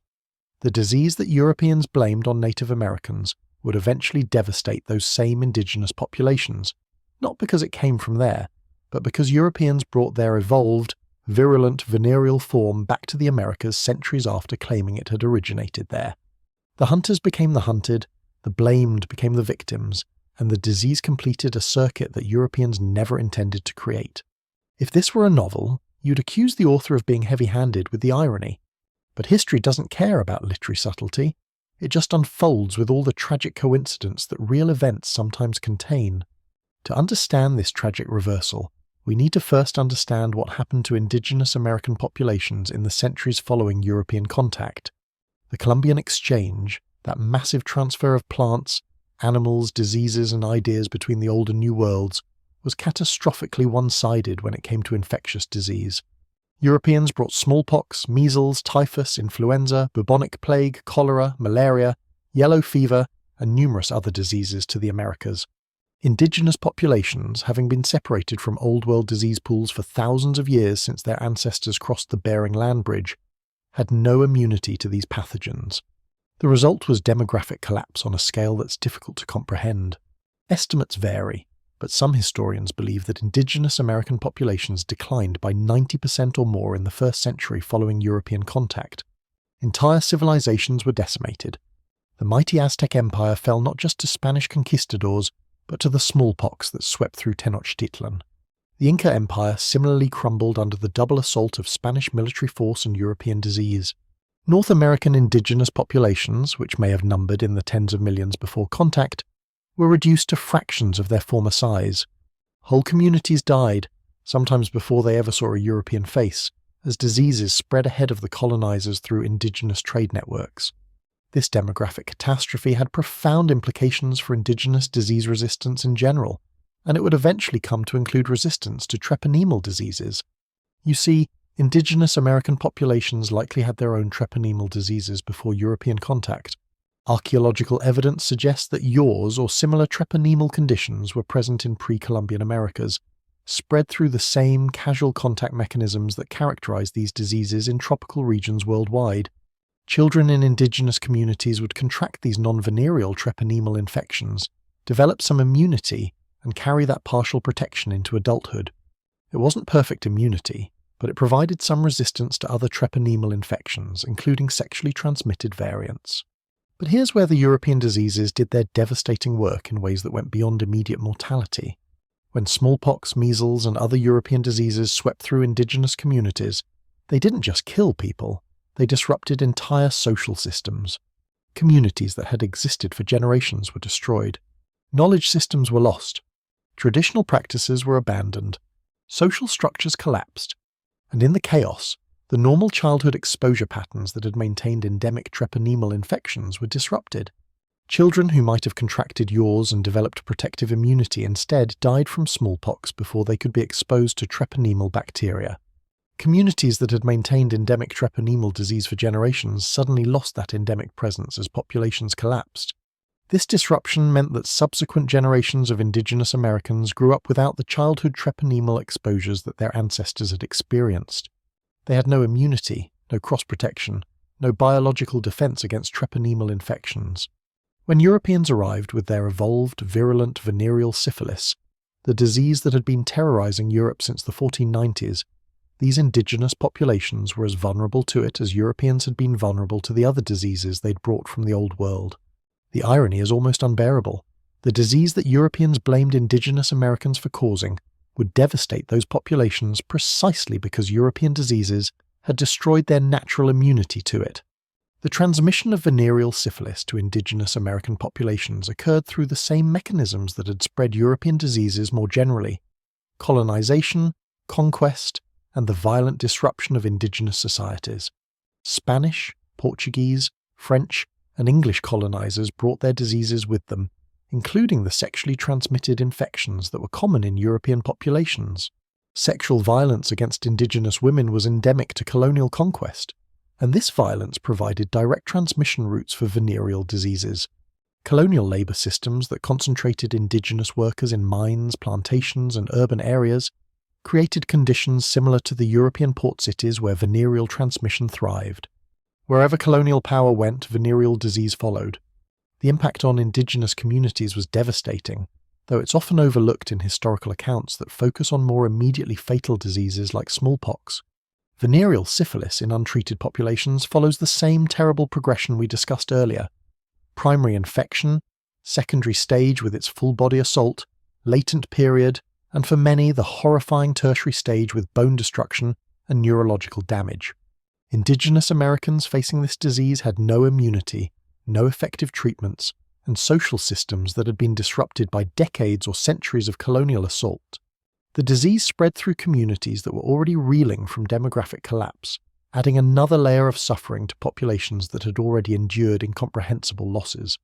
The timing of this reverse transmission varied by region. In the Caribbean and coastal areas of Central and South America, where European contact was earliest and most intensive, venereal syphilis probably arrived in the 16th century, alongside other colonial diseases. In North America, where European colonization proceeded more slowly, and indigenous populations had more time before intensive contact, the disease's arrival was delayed but no less devastating when it came. By the 18th and 19th centuries, venereal syphilis was documented in indigenous communities across the Americas, spreading through populations that had no biological defense against it. The documentary evidence for this reverse transmission is sobering. Colonial administrators, missionaries, and military officers reported high rates of venereal disease in indigenous populations they encountered. Some recorded these observations with concern, noting the suffering they witnessed. Others recorded them with the kind of clinical detachment that characterized much colonial writing about indigenous peoples, noting disease prevalence as just another characteristic of the populations they were colonizing. A few recognized the irony that Europeans were spreading to America the very disease they claimed America had spread to Europe, but most were too caught up in colonial projects to appreciate the historical significance. Medical missionaries in particular left detailed accounts of venereal disease among indigenous populations. These missionaries often combined medical treatment with religious conversion, viewing disease as both a practical problem to address and a spiritual condition to cure. Their records document high rates of syphilitic infection in indigenous communities, along with the devastating effects the disease had on populations already weakened by colonial violence and other diseases. The missionaries generally attributed this disease prevalence to indigenous immorality, failing to recognize that colonial disruption of social structures, sexual violence by colonizers, and the introduction of the pathogen by Europeans were the actual causes. The destruction of traditional indigenous social and medical systems made the impact of venereal syphilis even more severe. Indigenous communities had developed sophisticated knowledge systems over millennia, including medical practices that addressed the health challenges they faced. These traditional practices may have included treatments for endemic treponemal conditions, developed through generations of experience with these diseases. But colonial assault disrupted the transmission of traditional knowledge. Elders who held medical knowledge died in epidemics. Young people who would have learned from them were displaced by colonial systems. Traditional remedies were dismissed by European colonizers as primitive superstition. The knowledge that might have helped indigenous communities cope with treponemal diseases was lost along with so much other traditional wisdom. Colonial medicine, such as it was, provided little effective help. European physicians in colonial settings had the same limited understanding and toxic treatments available in Europe: mercury poisoning and guaiacum wood decoctions. Indigenous patients subjected to these treatments suffered the same iatrogenic harms as European patients, with the added burden of being treated within medical systems that didn't understand their bodies, their cultures, or their needs. The mercury that destroyed European patients' teeth and nervous systems did the same to indigenous patients, adding toxic poisoning to infectious disease in a combination that represented the worst of both worlds. The economic impacts of venereal disease on indigenous communities compounded the direct health effects. People suffering from the disease couldn't work as productively, which affected their ability to meet colonial labor demands. The bone damage characteristic of tertiary syphilis left survivors disabled, unable to perform physical labor that subsistence economies required. Communities already pushed to margins of survival by colonial appropriation of land and resources faced additional challenges when significant portions of their populations were diseased and disabled. The disease became another factor in the grinding poverty that characterized indigenous life under colonial rule. The reproductive impacts were equally severe. Congenital syphilis, passed from infected mothers to their children during pregnancy, caused miscarriages, stillbirths, and births of infected infants, who often died young or suffered developmental problems. For indigenous populations already experiencing severe demographic decline from other factors, the fertility impacts of venereal syphilis added another obstacle to population recovery. Communities that desperately needed children to survive and maintain their cultures saw birth rates decline further as the disease affected reproductive health. The colonial administrators who documented these health crises rarely connected them to European causation. In their worldview, indigenous disease was a natural consequence of indigenous inferiority, further evidence that European civilization was superior and that indigenous peoples were destined to disappear. The social Darwinism that would become explicit in the 19th century was already implicit in colonial attitudes of earlier centuries. Indigenous suffering from European-introduced diseases was seen not as evidence of colonial violence, but as proof of indigenous unfitness for survival. The diseases that Europeans had brought were naturalized as inevitable consequences of contact, rather than recognized as components of colonial assault. This naturalization of indigenous disease and death was convenient for colonial projects. If indigenous populations were dying from diseases rather than from colonial violence, then colonizers bore no responsibility for the demographic collapse they were witnessing and facilitating. Disease became a cover story for genocide, allowing colonizers to claim that indigenous peoples were simply disappearing naturally rather than being killed by colonial actions. The fact that those natural diseases had been introduced by Europeans and spread through colonial mechanisms was conveniently ignored. The blame that Europeans had placed on indigenous Americans for syphilis made this dynamic even more perverse. Not only were colonizers ignoring their role in spreading diseases to indigenous populations, they were actually blaming those populations for having spread disease to Europe. Indigenous peoples were simultaneously victims of European disease transmission and scapegoats for European disease problems. They were dying from diseases Europeans had brought while being blamed for diseases Europeans had evolved in their own cities. The injustice is breathtaking in its completeness. Modern medical and historical research has finally corrected some of these distortions, but the damage was done centuries ago. The indigenous populations devastated by European diseases, including venereal syphilis, never recovered to their pre-contact numbers. Entire nations disappeared. Languages were lost. Cultural knowledge systems were destroyed. The demographic catastrophe unleashed by the Columbian Exchange, with venereal syphilis as one component, created wounds that indigenous communities still bear today. The historical injustice of blaming victims for the diseases that killed them adds insult to incomprehensible injury. The genetic evidence discussed in earlier chapters supports this tragic narrative. Analysis of treponemal bacteria from indigenous American populations shows that the venereal strains present there are closely related to European strains, not to the non-venereal treponemal diseases that were probably endemic before European contact. This genetic signature suggests transmission from Europe to America, not the reverse direction that 5 centuries of European narrative had claimed. The bacteria tell the story that European historical records refuse to acknowledge. Disease flowed westward across the Atlantic, carried by colonizers to populations that had no defense against it. The irony of Europeans introducing to America the disease they blamed America for introducing to Europe would be almost funny if it weren't so tragic.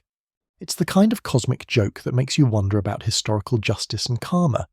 Europe spent 500 years constructing elaborate narratives about American disease origin, using those narratives to justify colonial exploitation, all while actually spreading that disease back to America through colonial violence. The disease that Europeans couldn't cure and couldn't stop blaming on others became another weapon in the colonial arsenal, another factor in the demographic collapse that made conquest possible. History's revenge indeed. The treatment of indigenous American syphilis cases by colonial medical systems deserves particular attention because it illustrates the intersection of medical malpractice and colonial violence. Indigenous patients were often subjected to experimental treatments that European physicians wouldn't use on European patients. They were treated in segregated facilities with inferior resources. Their suffering was documented more for scientific curiosity than humanitarian concern. Medical treatment became another venue for colonial control, with indigenous bodies serving as test subjects for European medical theories. The mercury that European patients could at least theoretically consent to was administered to indigenous patients within power structures that made genuine consent impossible. The 20th century brought some of the most egregious examples of this medical colonialism. Residential schools in North America and similar institutions in other colonial contexts forcibly separated indigenous children from their families, supposedly for education and assimilation.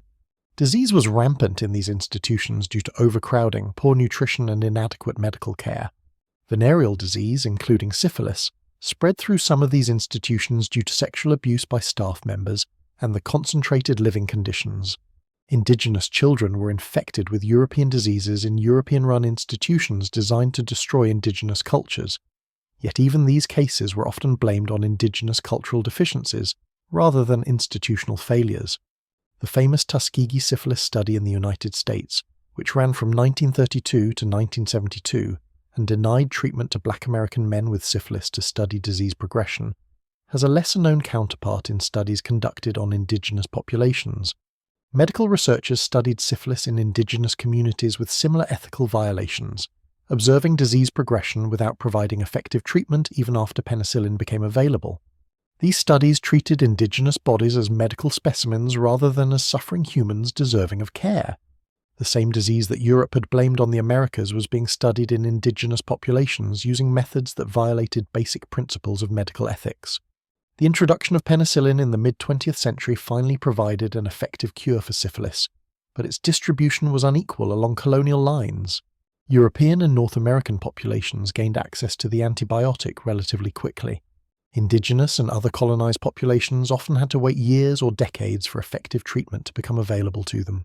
Even when penicillin was theoretically available, access barriers meant that many indigenous people with syphilis couldn't get treatment. The disease that Europeans had brought continued to devastate populations that Europeans had colonized, even after a cure existed. Today, rates of sexually transmitted infections, including syphilis, remain disproportionately high in many indigenous communities around the world. This disparity isn't genetic or cultural, it's the result of ongoing structural inequalities rooted in colonial history. Poverty, limited healthcare access, educational disparities, historical trauma, and ongoing discrimination all contribute to health outcomes that reflect centuries of colonial violence. The disease that Europeans introduced continues to affect the populations they colonized at rates far higher than it affects colonizer populations. The historical injustice persists in contemporary health statistics. The story of syphilis's journey from Europe to America and back again, of its evolution in European port cities, its explosive spread through Renaissance Europe, and its eventual devastating impact on indigenous American populations, is a story that defies the simple narratives that humans prefer. There's no clear villain and no clear hero. There's no satisfying resolution where justice prevails. Instead, there's the messy complexity of historical events, where disease, colonialism, blame, and suffering intertwine in ways that resist easy moral lessons. What lessons can we draw from this tragic history? Perhaps the most important is humility about our own certainties. For 500 years, Europeans were absolutely confident about syphilis's American origins. That confidence was based on circumstantial evidence interpreted through cultural biases, and it was completely wrong. How many other historical facts do we hold with similar misplaced confidence? How many contemporary beliefs will future generations recognize as similarly flawed? The history of syphilis origin theories should make us cautious about accepting convenient narratives that align with our cultural prejudices. Another lesson concerns the interconnectedness of disease, society, and power.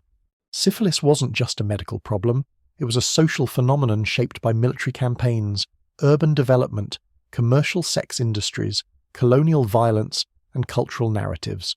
Understanding the disease requires understanding these broader contexts. The same is true for contemporary diseases, which exist within social structures that influence their spread, treatment, and impact. Disease is never just biology, it's always also sociology and politics and economics. The history also illustrates the dangers of blame as a response to disease. Europeans spent centuries blaming indigenous Americans for syphilis instead of understanding its actual origins and developing effective treatments. This blame served psychological needs but didn't help anyone recover from the disease. Contemporary disease outbreaks often trigger similar blame responses, with populations seeking scapegoats rather than solutions. The COVID-19 pandemic's naming controversies and blame assignments echo the syphilis naming patterns of 5 centuries earlier. We apparently haven't learned this lesson yet. The tragic irony of Europeans spreading to America the disease they blamed America for spreading to Europe serves as a reminder that historical narratives often get causation backwards. Those in power construct narratives that serve their interests, and these narratives can persist for centuries even when they're demonstrably false. Challenging these narratives requires both scientific evidence and willingness to question comfortable assumptions. The archaeological evidence that dismantled the Columbian hypothesis was available for years before it was widely accepted, because accepting it required revising cherished historical narratives. The disease itself has been largely controlled in populations with access to modern healthcare. Penicillin remains effective against syphilis, and early treatment can prevent progression to the devastating later stages that terrorized Renaissance Europe. But the disease hasn't disappeared. It continues to circulate in populations worldwide, with periodic outbreaks even in developed countries. The bacteria that evolved in Renaissance port cities still exists, still infects, still causes suffering when left untreated. It's a persistent reminder of that explosion 5 centuries ago and of the evolutionary processes that created it. For indigenous communities still dealing with disproportionate STI rates, the history of European blame and disease introduction adds painful context to contemporary health challenges. The health disparities they face today aren't accidents. They're legacies of colonial violence that included disease introduction, along with land theft, cultural destruction, and population decimation. Addressing these disparities requires acknowledging historical causes rather than blaming victims for their own suffering. The pattern of European blame that characterized Renaissance responses to syphilis shouldn't be repeated in contemporary approaches to indigenous health. As we conclude this journey through the dark history of syphilis, let's remember the humans at the center of this story. The soldiers in Naples who contracted the disease without understanding what it was. The patients in Hull and throughout Europe whose bones still bear witness to their suffering. Josef Grünpeck and Ulrich von Hutten, whose writings documented their personal agonies. The indigenous Americans who bore centuries of undeserved blame and then suffered from the very disease they were blamed for causing. The millions who suffered, died, or were disfigured by a disease that humanity couldn't understand or effectively treat for centuries. Their suffering deserves to be remembered accurately, not through mythologized narratives of divine punishment or foreign contamination, but through understanding of biological and social processes that created the conditions for their suffering. They deserve better than the blame their contemporaries heaped upon them. They deserve the acknowledgement that their diseases arose from bacterial evolution responding to human social conditions, not from moral failings or savage contamination. The truth honours their memory better than the lies that were told about them. The story of syphilis is ultimately a story about humanity, about our social structures, our sexual behaviours, our tendency to blame others, our struggles to understand disease, and our capacity for both causing and suffering harm.